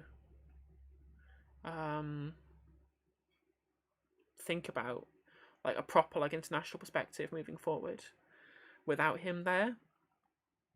We got Dylan Burns, I guess, but like Michael Brooks had his hand in so many pies of like genuine like underground and grassroots leftist movements that a lot of people just don't have a lot of knowledge of. Morally grey conflict. I mean, it's difficult. Although a lot of there's someone in the Vosh posting group who was talking about how like if he could do anything, he would be to kill off all of the Dutch farmers in South Africa. But God, there's so many different conflicts that I just have completely nothing. I know nothing about. Like even things that happen within my lifetime, like the Serbo-Croat War is just completely alien to me because I just never engaged with it. The most important book I think I've read is Capitalist Realism by Mark Fisher. It's very, very, very good. Value Chains by Intan Sawandi. If you want to learn about like modern capitalist imperialism. So I definitely recommend those two. And then obviously, and I would just read Manufacturing Consent, because Manufacturing Consent is just genuinely really good. But Value Chains and Capitalist Realism, definitely both worth checking out.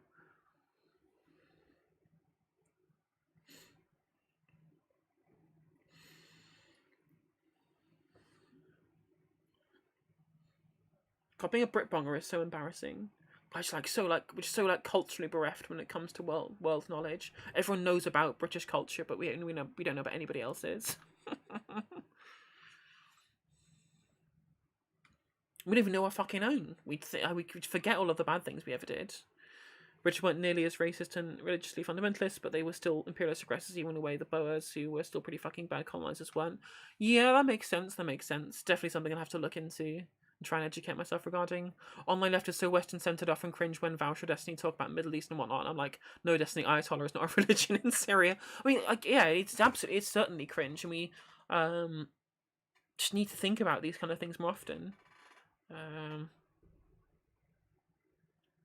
Like we take imperialism for granted,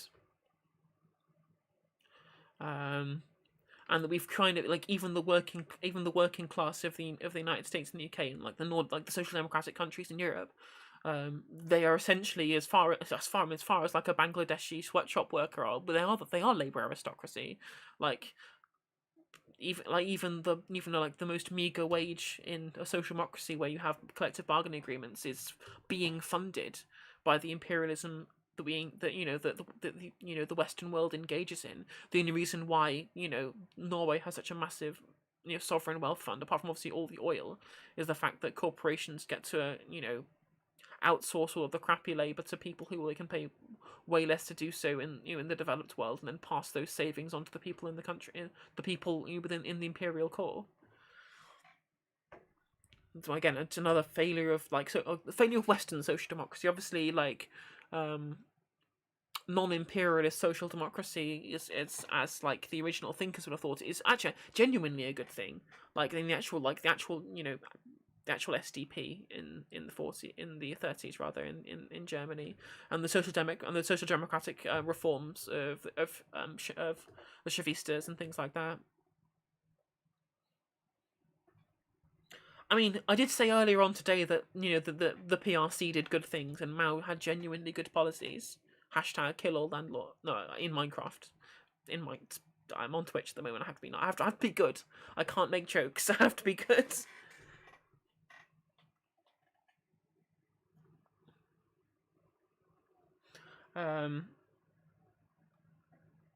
So I can't talk about. I mean, Chinese land reform. That was a good thing in Minecraft, but I mean, legitimately, these Mao had some good policies. You just can't pussyfoot around them when you think about all the people they killed.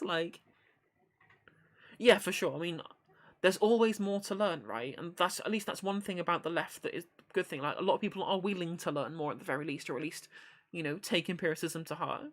Unlike the right, who just refuse to even educate themselves, other than educate themselves on how to make themselves more money, or to feel good about the fact that they're making more money, or to trick themselves into feel like they're making the world a better place.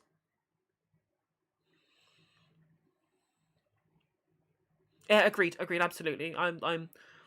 Lenin is genuinely one of the a lovable rogue as far as that's concerned. I think Lenin is, the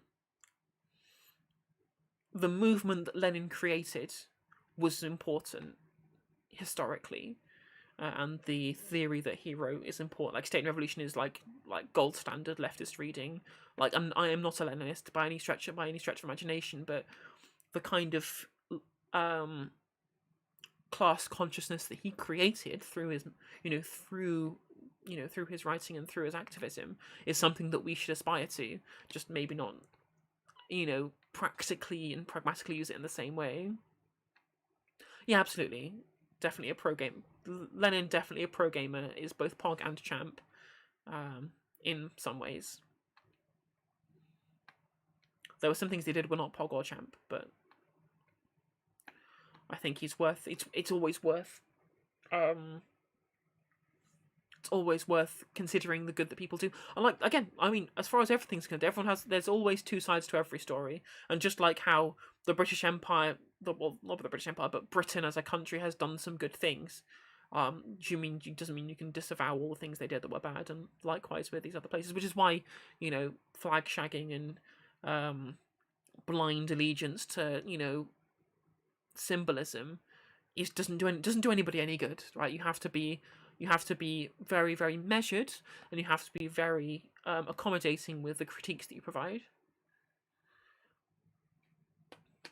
Did Stalin really do much good stuff?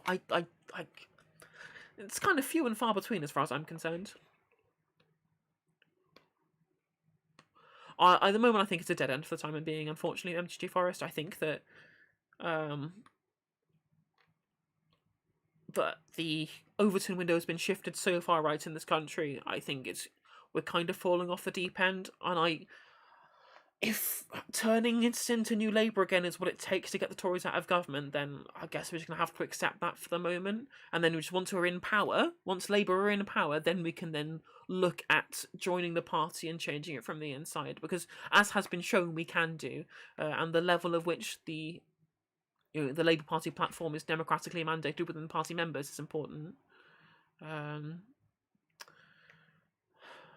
I feel like what we talked about before, kind of creating a progressive patriotism that's not jingoistic, might be a good way of doing so. But we're gonna have to change the general feeling, and the general kind of culture war narrative has to really be properly expunged from public discourse.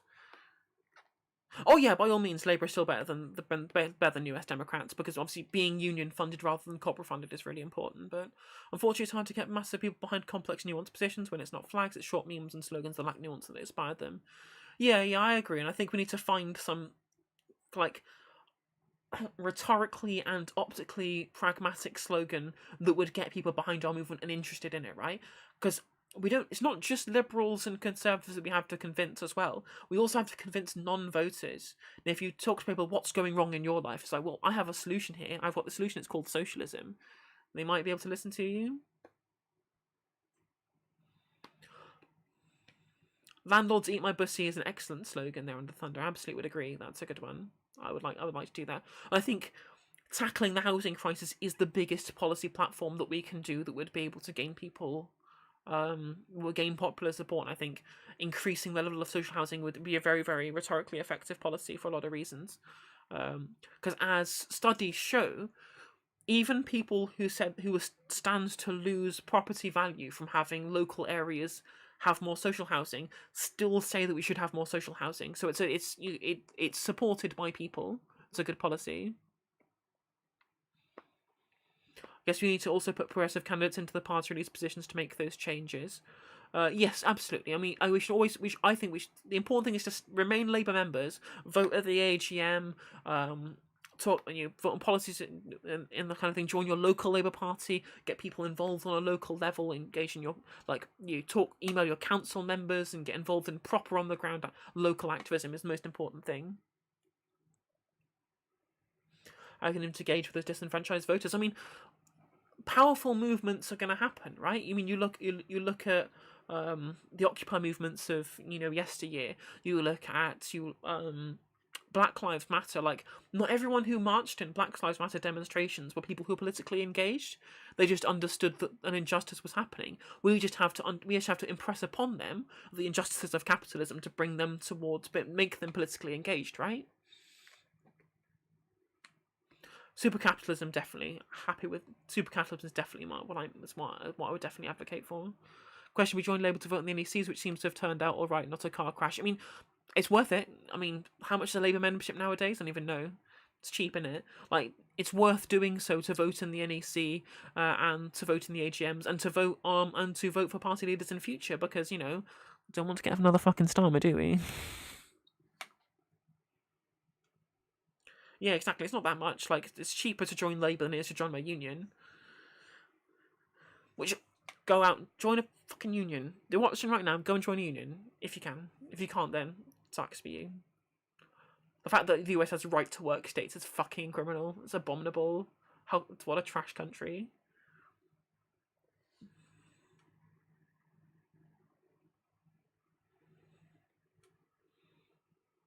Sick, yeah. I'm part of the CWU because it's specific to my field, but Unite is great as well. Although Unite have pulled funding have reduced their funding to Labour, and apparently the Labour Party are in like a funding black hole at the moment, which is kind of wild.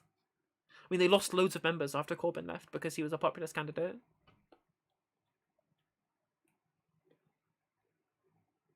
So it'll be interesting to see like how that removal of funds will affect the party campaigning moving forward. Like, I really hope that Len McCluskey uses his position of power to be able to influence Labour Party, genuine kind of the Labour Party policy and the Labour Party platform moving forward. A little bit of politics because had a weird Anglophilic socialist phase that started because of the European Kasserreich, George Orwell and Jeremy Corbyn. Never say about an action. You need to take the plunge. It's difficult at the moment because of the pandemic, so that's why I think online activism is really important. I think engaging in personal development with regards to theory crafting is important. Spending your time whilst free during the pandemic reading is just going to be good moving forward as well. Talking to your friends online, just getting engaged with them on like a really kind of base principles kind of basis, right? You don't want to talk to them about political parties or political ideology. You just want to talk to them about what's going wrong in their life. How can we fix these? What would make your life better? If your rent was lower, would it be better? Yes. Like, okay, then once you've got them sold on that part, then you can get them sold on, okay, well, what if rent caps were a thing, if UBI was a thing, would this make your life better? Yeah, you get people involved on their own personal level, and then bring them over to your kind of point of view that way. And then, even if it's just, emailing your local councillors and getting them to, when important pieces of local legislation are being passed. Dissolution to solve the turf shit and Boris winning in 2019, but I think the UK is still pretty interesting. Yeah.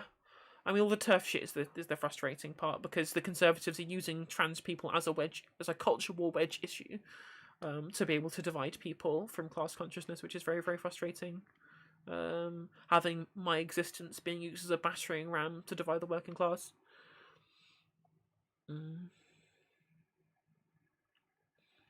But again, even if we're moving liberals leftward or having discussions with, friends and family about policies and getting them solved on like market socialism and then all these kind of things, then after that you get them solved on class to state society, like any amount of Overton window shifting is useful, because we all have like liberal family members who could get sold on social democracy, but moving them from social democracy to socialism is like another step, right? And if you're engaging them on that level, then when they have their political discussions with other people, they're going to put forward socialist critiques of what's happening rather than just social democratic critiques or liberal critiques. Then like all of this is important, and all of this leads in general to better outcomes.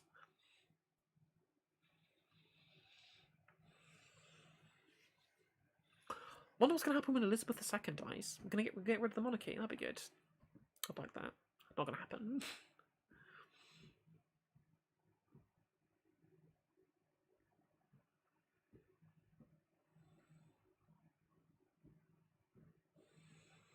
Yeah. Hopefully, indeed. Anyway, I have a very sore throat from talking for the last 2 hours. So I think I'm going to call that one there, even though I actually have 9 viewers again now, which is good. Hello everyone on Twitch there. Before I go, everyone should go subscribe on YouTube or follow on Twitch. It would be much appreciated if you did. And if you are an Amazon Prime customer, you get a free Twitch Prime subscription that you can give to a Twitch streamer every month. Sure, you could give yours to Hassan Piker. You could even give yours to Vorsh nowadays, because he's unbanned off Twitch. But what you could also do is give it to me, because I'm not a person who owns 6 or 7 figures a year. So it's much more to me if you prime sub to me rather than to another Twitch streamer. So I'd very much appreciate it if you did. But if you don't want to, it's up to you to give your Bezos bucks to somebody else. You're just taking some. Well, they're not Bezos bucks anymore. What do we call them? Can't call them Bezos bucks. What the fuck am I supposed to do? Good night, everything. I much appreciate you joining the stream today. Based bucks? I don't know. Who's the new CEO? I've not even looked to see who the new CEO is. Let's find out. New Amazon CEO. Andy Jassy.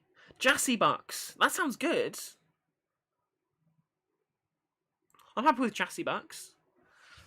You can send your Jassy bucks this way each month. That'd be great if you could. I would much appreciate that. Finally get some money off this platform.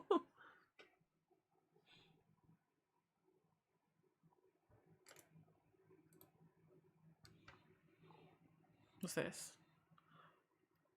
Vorsh balls. Brilliant. Love it. Yes, my Discord is... Let me put this in here. Yeah, Bezos has stepped down as CEO of Amazon. Most likely because he knew you'd get sent to the guillotine otherwise. Let me type my Discord in chat. Cynical eyebrow. Hashtag 6769. There you go. It's my Discord.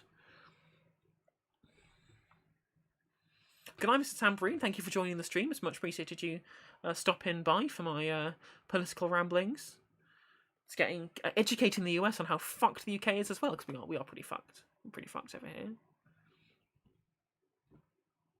I mean, Bezos have just taken this massive fortune. I'm still tilted that Mackenzie Bezos didn't give a bunch of money to Amazon workers and just sucked their fingers up. So where she got all of our money from?